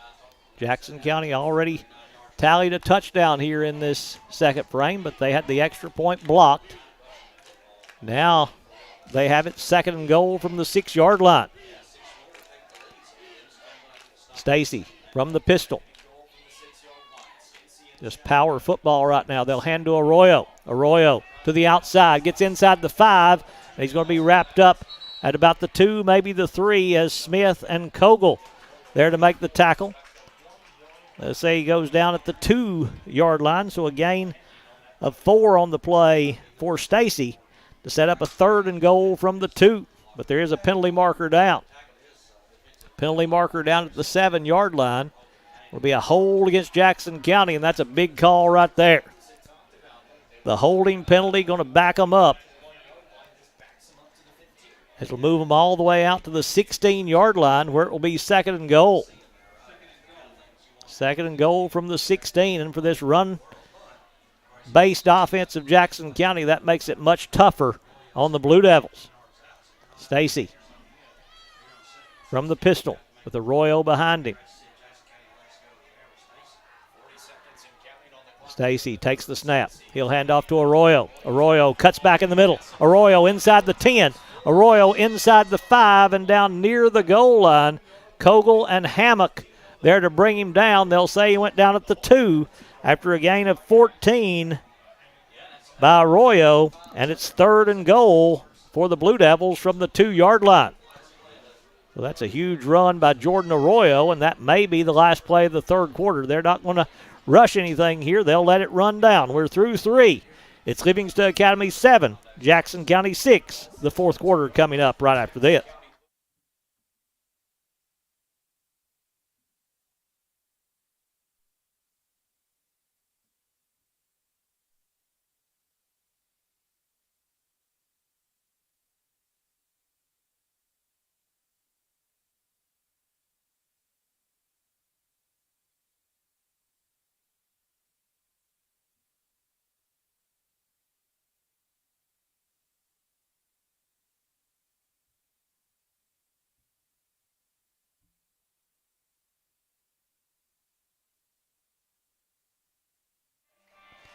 Jackson County threatening once again here as we get ready to start the 4th quarter. We'll take this opportunity to remind you once again that the Livingston Academy football will have a 1992 team recognition.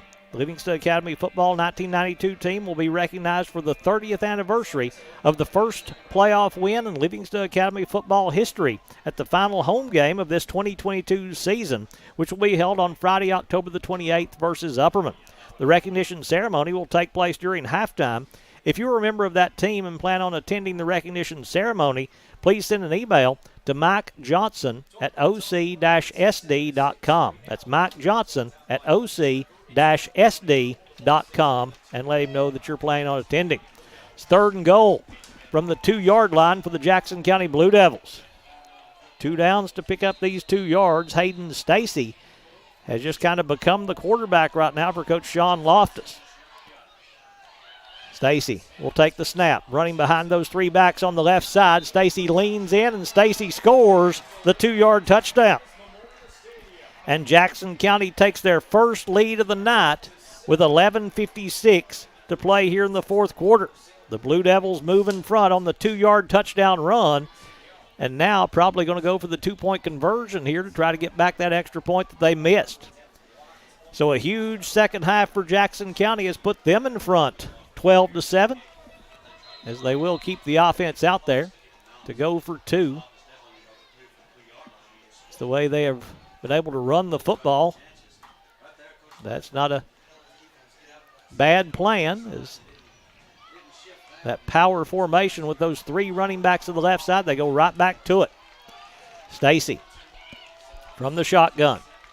Everybody in that bunch formation, all 11 men between the tight ends, and Stacy's not going to make it. Stacy wrapped up. John Geist coming in to make the stop for Livingston Academy. Also in on it was Drew Goolsby, and the lead is 5, 12-7 with 11:56 to play in the 4th quarter. We'll take this opportunity to thank our sponsors for making tonight's broadcast possible.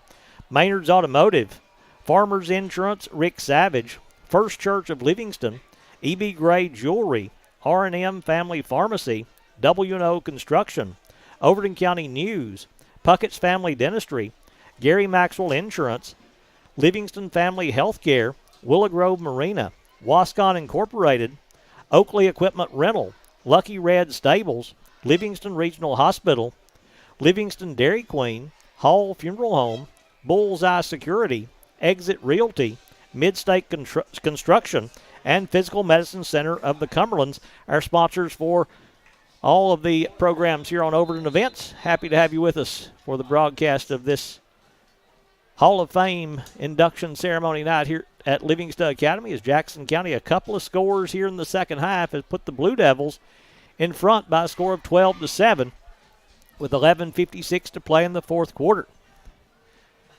Jackson County has changed kickers, it looks like, as they've got Jordan Arroyo to kick off for the Blue Devils. As Arroyo to kick with his team leading for the first time now, 12-7 over Livingston Academy. Arroyo boots this one away. Parrott will take it at the 10. Parrott to the 15, to the 20, cuts it upfield. Parrott has an open field to the 35, and he'll be brought down right at the 35-yard line. Boy, Jordan Arroyo just flying through there trying to make that tackle as he just dove at Parrott trying to wrap him up. Good thing for Parrott that he missed because Arroyo is a big man coming at him right there in the middle of the field. He's able to avoid that big hit, and Livingston will have it 1st and 10 at their own 35. Wildcats send 2 wide receivers to the far side with Hughes and Kogel going that way. Parrott comes wide to the left. Handoff goes to Hammock up the middle. Lachlan lowers his head and picks up a short gain, taking it up across the 35 to about the 37. Pickup of 3 on the play for Hammock. First rushing attempt of the second half for Livingston Academy. They'll gain 3, and it'll set up a 2nd and 7. Now for the Wildcats offense. Hammock lines up again behind Coffee in this pistol formation for Livingston. Jackson County walking up an outside linebacker to blitz. Here they come. Pass through the hands of Kogel, incomplete. Was a forward pass, so it's incomplete. And it will set up a 3rd down and 7 now for the Wildcats. Couldn't hold on to that one. There was a defender right there, so I don't think there'd have been much of any gain if he had caught it. But the incompletion now going to set up a 3rd and 7. Clock stopped with 11:09 to play in the 4th quarter. 2 wide receivers come to the left side, 1 going wide to the right for Livingston. Big 3rd down here as this Jackson County offense has all the momentum in the world. Coffee takes the snap, has pressure. Coffee throws, broken up. Tried to hit Kogel on the slant, or was that Hughes on the slant? Either way, Jackson County broke it up, and it's going to be incomplete. Isaiah Thomas back there to break that one up. That was Parrott he tried to get it to. Thomas just coming over the top to knock it away, and now let's see if Livingston sends the punt team on, and I think they will. 4th and long for the Wildcats as a good defensive play by number 88, Isaiah Thomas, there to knock that one away. And now Livingston will punt it back to Jackson County. Adrian Jenkins, the punter. Snap is good. Punt is away. Thomas will catch it at the 36. Fumbles it. Ball is loose. It's on the ground. Livingston says they've got it. We'll have to wait and see. The officials haven't pointed. Livingston is pointing that way. But Thomas came out of there with it. And they will keep it. Oh, a break right there for the Blue Devils as they put it on the ground. But Isaiah Thomas able to fall on it and get the football back for Jackson County.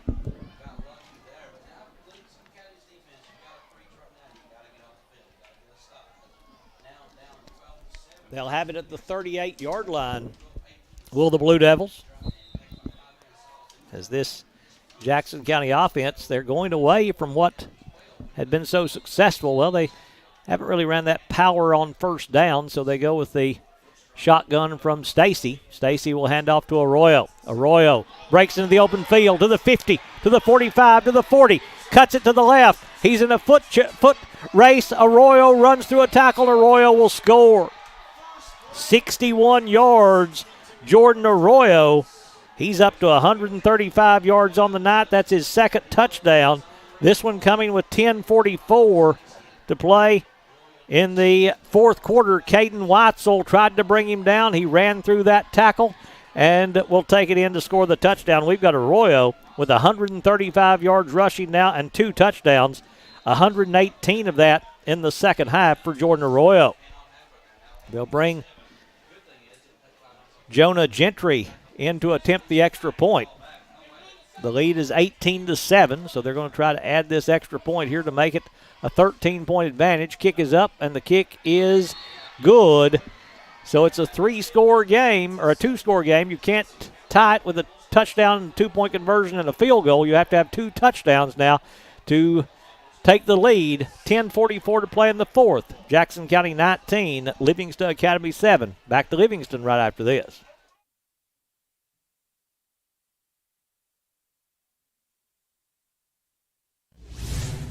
Close to home. Livingston Regional Hospital. Protecting the newest Overton County residents. Livingston Regional, named one of the state's best award winners for its work at reducing infant mortality. The BEST Award focuses on the importance of breastfeeding, early elective delivery reduction, and safe sleep for Tennessee babies. Quality care close to home. Livingston Regional Hospital. County's Jordan Arroyo having a huge second half. He has just gotten better as the game has went along. He's probably 6'2", I'd guess 195, and great speed going down the middle of the field as he was just able to outrun everyone on that long touchdown run that puts Jackson County in front by 12 now at 19-7. The Blue Devils moving in front, looking for their second win of the season. Livingston trying to snap that long losing streak here, and Jackson County just applying some pressure here in this second half. As coming on to kick is Jonah Gentry for the Blue Devils.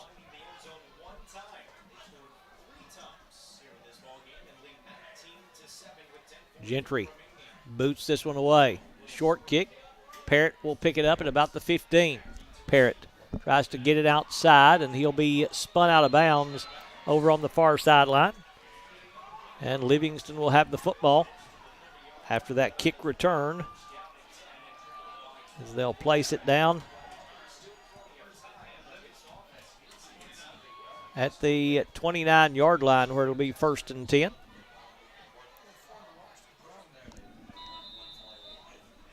First and 10 from the 29-yard line. 10:38 to play in this fourth quarter. Coffee from the pistol formation. Hammock behind him. Jackson County moving defenders around. All of those defensive linemen standing up now for the Blue Devils. Coffee throws the slant pattern. Going to be caught. That is Hughes running through traffic. Hughes trying to turn it upfield. Going to be wrapped up on a good open field tackle there by Isaiah Thomas to wrap him up, but Hughes will gain 9 on the first down reception.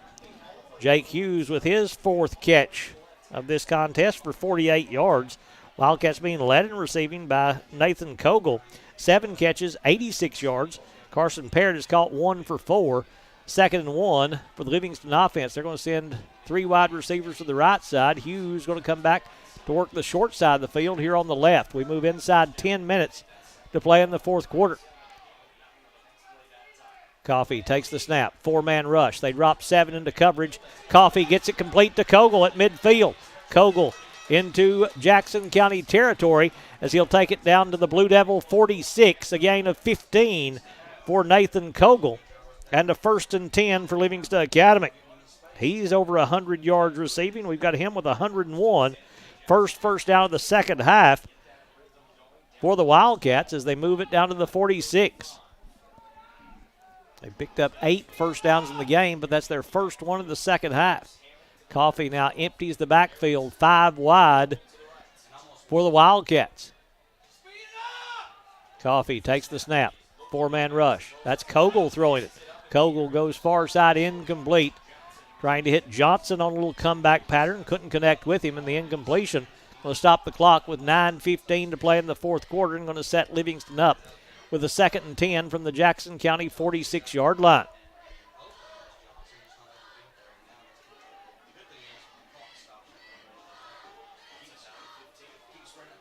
Wildcats send 3 wide receivers to the far side now. Hughes working the left side.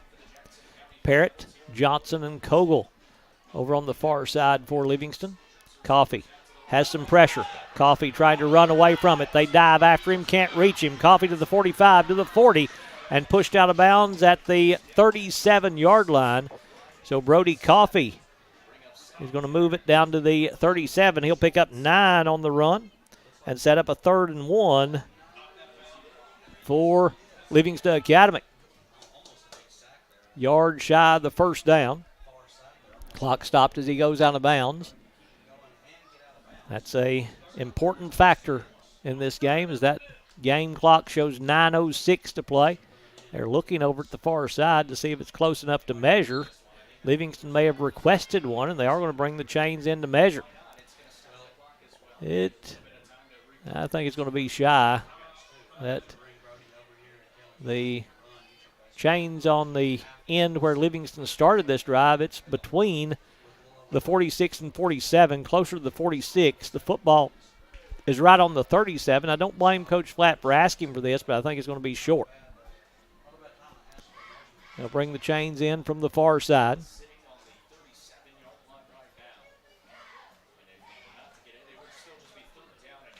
They spot it down, stretch the chains, and it's about a half a yard shy, just as it looked like from where it was spotted down over there. So it's going to be a 3rd and 1 for Livingston Academy.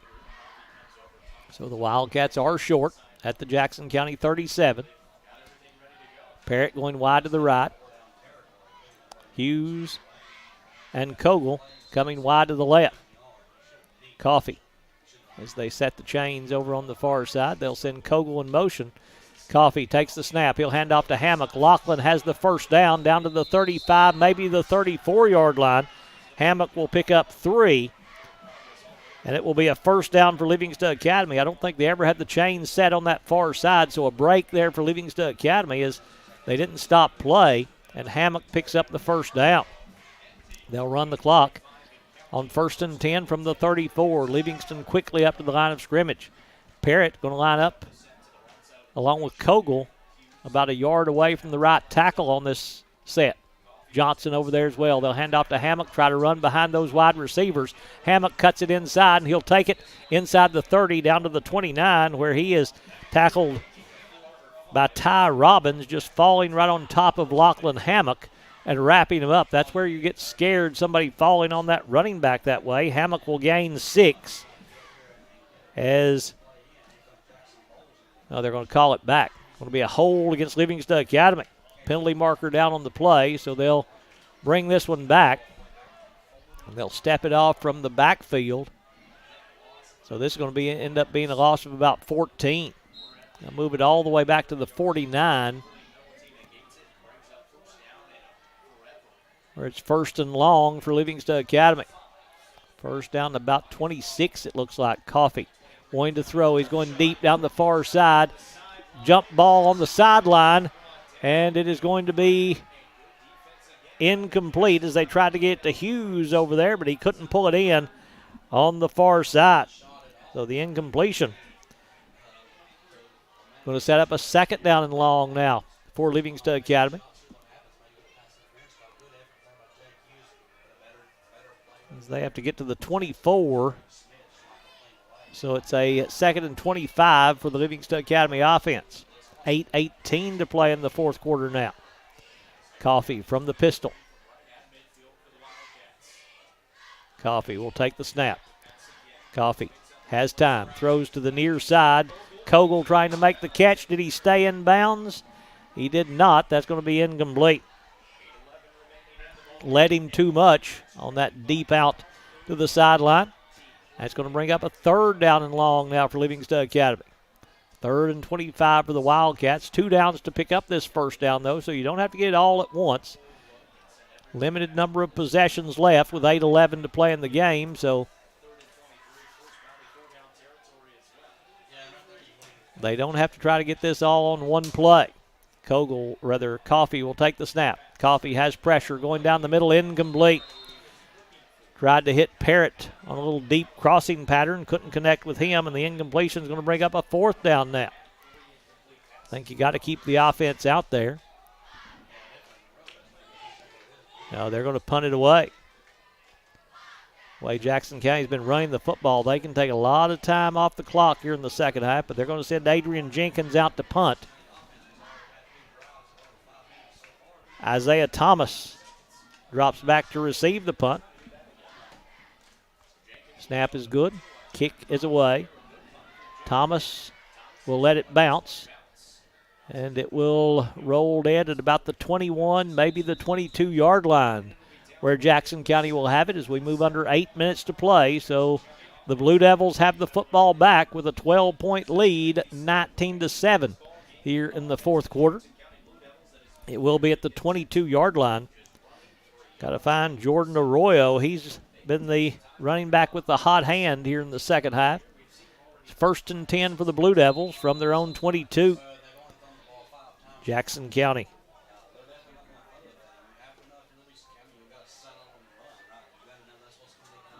They came in rotating quarterbacks, but Hayden Stacy in this second half, he has been the mainstay. He'll take the snap. He'll hand off to Arroyo, and Arroyo is going to be tackled after a short gain that time.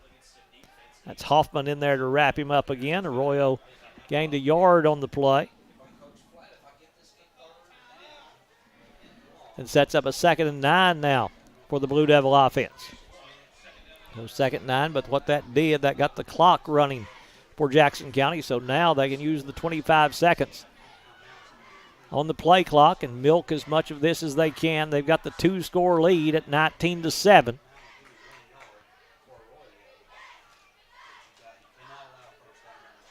Jackson County against a 5-man front by Livingston Academy. Hayden Stacy takes the snap. He'll hand off to it. No, he'll keep it. Stacy turning it upfield. Again, Hoffman there to wrap him up. Stacy going to gain short yardage. He'll pick up a couple on the play. Maybe it will be a gain of 2, so it'll set up a 3rd and 7 now for the Jackson County offense. Jackson County in no hurry, as they have scored a couple of touchdowns here in this second half to take the 19-7 lead. They're scored 3 touchdowns here in this second half to take the 19-7 lead. It was 7-0 at halftime, and Jackson County coming out scoring all 3. Handoff goes to Arroyo. Arroyo just lowering his head. Ball control. He's going to be short of the first down. He'll pick up about 3 on the carry. But it's going to leave them with a 4th and 3, so they'll send out Robbins to punt the ball away halfway through this 4th quarter. So they took some time off the clock, did Jackson County, and still going to be able to burn some more as they're going to wait as much of this play clock run down as they can. The play clocks on the end of the field, they are not working here at Livingston Academy tonight. Snap to Robbins is good. Punt is away. Livingston got good pressure. It will bounce, and it will take a Jackson County roll across the Livingston 45 down to the 44-yard line, where the Wildcats will take over with 5:35 to play in the 4th quarter. Still a lot of time, but Jackson County's got to have points, and they've got to have them in a hurry here, trailing by 12, 19-7 against Jackson County. 1st and 10 at their own 44.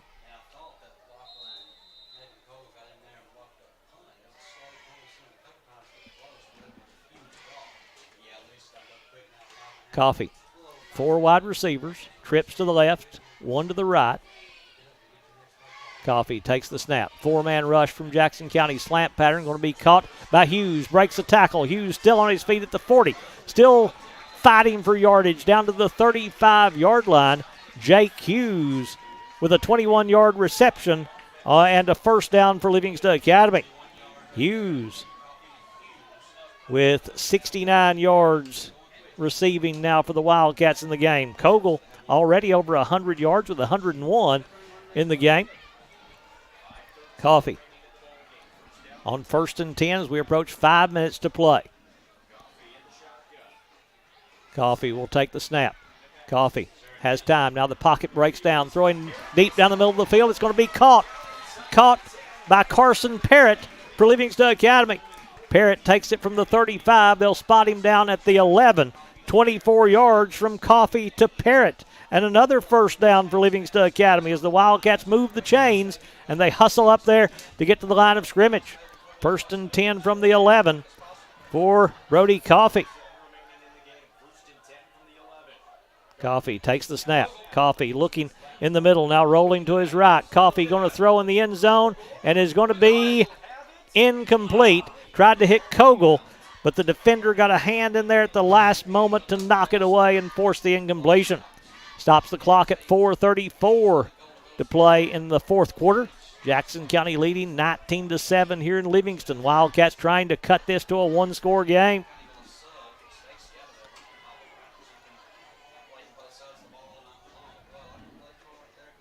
Second and 10 for the Wildcats from the Jackson County 11. Coffee takes the snap. Coffee looking left, throws, and it's going to be incomplete. Knocked away from Hughes over on this near side. Coffee now has thrown 29 times in this game. He's completed 15 of 29 for the Wildcats, and that sets up a 3rd and 10 from the 11-yard line. Coffee from the pistol. 4-down territory here for the Wildcats as Coffee lines them up. 2 wide receivers to each side. Snap gets away from him. Hammock picks it up. Hammock going to run. Hammock inside the 10, and he's going to be wrapped up at the 8-yard line. Penalty markers thrown on the play. It's going to be a hold against Livingston Academy. So what does Jackson County want to do here? Do they want to back them up 10 yards, or do they want to put them at 4th down? Decision here for Coach Sean Loftus. The play resulted in 3 yards for Lachlan Hammock. So it would be 4th down and 7 if they take the play. Now they're going to take the penalty. They're going to back them up back to the 21, where it will be 3rd down and 20. They've got to get to the 1. Coffee takes the snap. 4-man rush. Coffee under pressure. Coffee going to be wrapped up. Coffee will be sacked by Jackson County. Number 60, Casey Stafford there on the sack. Going to be a big loss all the way back to the 32-yard line. Loss of 11 on the play. And set up a 4th down and 31 for this 1st down. 3:45 to play. Game could be riding on this play right here on this big 4th down. Coffee takes the snap. 4-man rush. Coffee tries to evade the rush. Coffee now will step up. Coffee going to try to run. Coffee to the 30, to the 25, and he's out of bounds at the 20-yard line. So Coffee will get it down to the 18 where they say he steps out of bounds. So a 14-yard run for Coffee, but well short of the 1st down, and Jackson County is going to take over.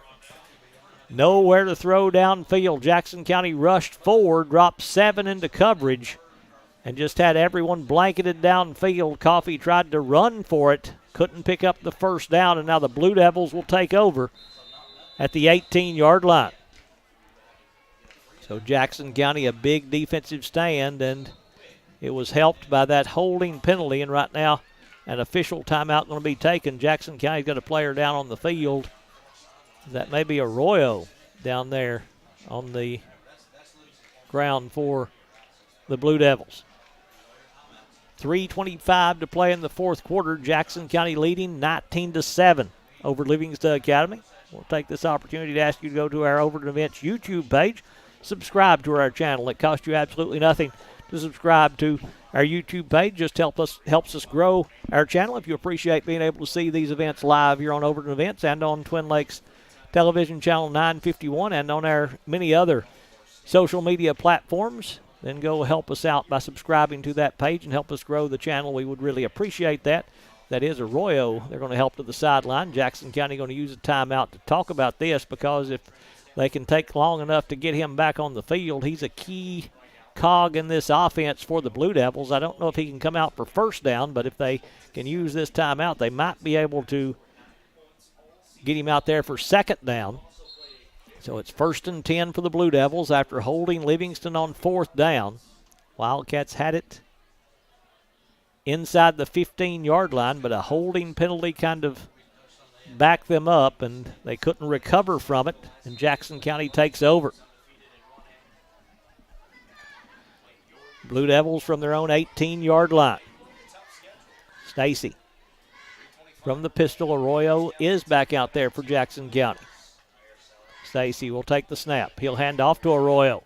Runs through a tackle in the backfield, then is wrapped up after a short gain as Allred and Kogel in there to wrap him up. And Livingston's going to take a timeout. They'll take it with 3:15 to play in the 4th. Jackson County 19, Livingston 7. We'll take it with them from here in Livingston.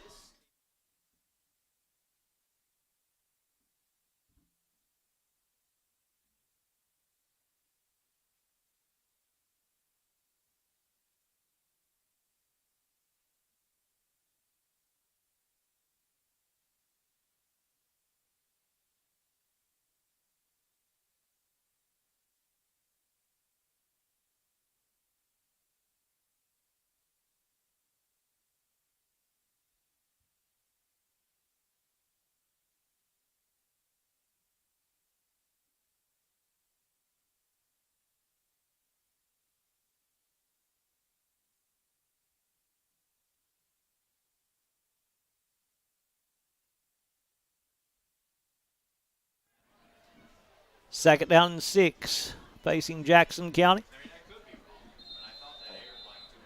They give Arroyo 4 yards on that run.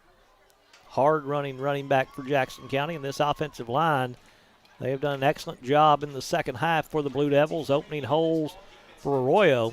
And Coach Loftus has put his team in position with numbers to have blockers. They'll hand off to Arroyo. No, Stacy will keep it. Stacy turns it up.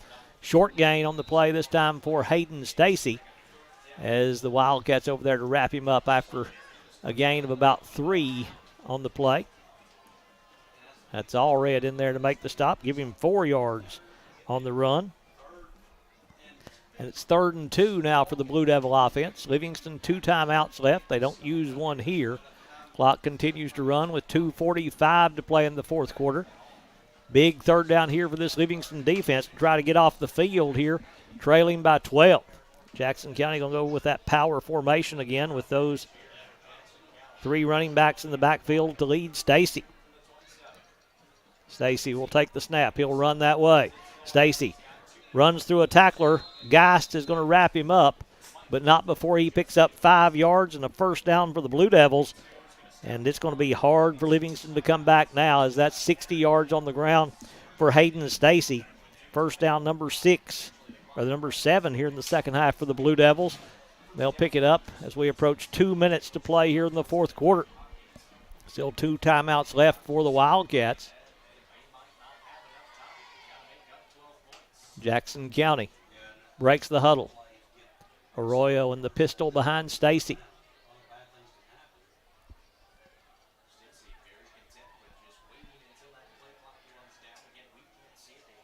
Stacy takes the snap. They'll hand off to Arroyo. Arroyo off the left side, breaks the tackle, has a first down. Arroyo stiff arm into Livingston territory. Going to be wrapped up down there. The ball came loose as Livingston there to wrap him up. They say that he was down. Another big run by Jordan Arroyo as he takes it for 27 yards.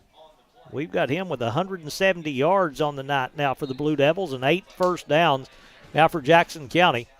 Still 2 timeouts for the Wildcats, but that puts Livingston in a very tough spot as Arroyo shaken up over there for the Blue Devils as they work with him over on the far side.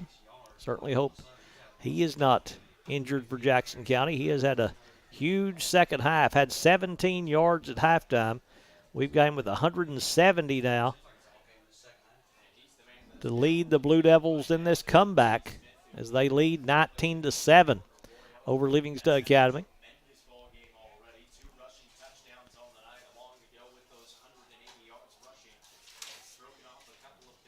Jackson County trying to get their second win of the season. Their only win coming against Sale Creek, 7-2. Livingston looking for their first win of this 2022 campaign. They've got Arroyo up. He is favoring that right leg. You're going to help him off the field. He's not putting any weight on it. Now he's walking a little bit on it. Certainly hope that he is all right. These Blue Devils now are going to see Livingston take a timeout on defense here. Wildcats will use their second with 1:37 to play in the fourth quarter. We'll take it with them. It is Jackson County 19, Livingston Academy 7. Close to home, Livingston Regional Hospital. Protecting the newest Overton County residents. Livingston Regional, named one of the state's best award winners for its work at reducing infant mortality. The BEST Award focuses on the importance of breastfeeding, early elective delivery reduction, and safe sleep for Tennessee babies. Quality care, close to home, Livingston Regional Hospital. I'm out with Jackson County having to go to a different back here with Arroyo out of the lineup. They're just going to go with power here with Hayden Stacy. Marcy. Braylon Marcy will be to the left of Stacy now. Probably going to be a large dose of Hayden Stacy as he'll run to the left. They'll push him out of bounds as Seth Smith over there to force him out of bounds. But Stacy will pick up about 5, and that will stop the clock. So that stops the clock on 2nd and 5. So that doesn't make Livingston use their final timeout. Jackson County huddling up as Stacy, that play took him right into his sideline, so he's able to get a little extra time over there to talk to the coaching staff to get the play. Jackson County going to break the huddle, and now the official stops play as Livingston's got a player shaken up. As Nathan Kogel going to come out for Livingston Academy. They sent him out. Brody Coffey going to come in replacing him. Blood on Kogel as they will take a moment to clean that up. A bloody nose by Nathan, so he had to leave. Handoff will go to Marcy. Marcy off the left side. He'll pick up a first down as he takes it down inside the 25. A gain of 9 on the play for Braylon Marcy. And it will be a first down for the Blue Devils, and they can just about run this one out now, even with the timeout for Livingston. Wildcats not going to use it here. Clock runs with 1:10 to play in the fourth quarter. They'll just line up in the victory formation. Will Hayden Stacy. They'll have to snap it a couple of more times if Livingston doesn't use the timeout. He'll take the knee here. They bring Kennedy back in to take the knee. Clock will run with 46 seconds to play.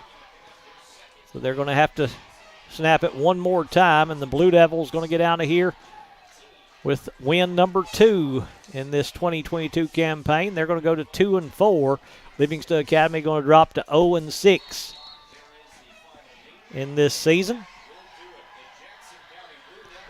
And that will see the game clock run out as Jackson County takes the knee. So you're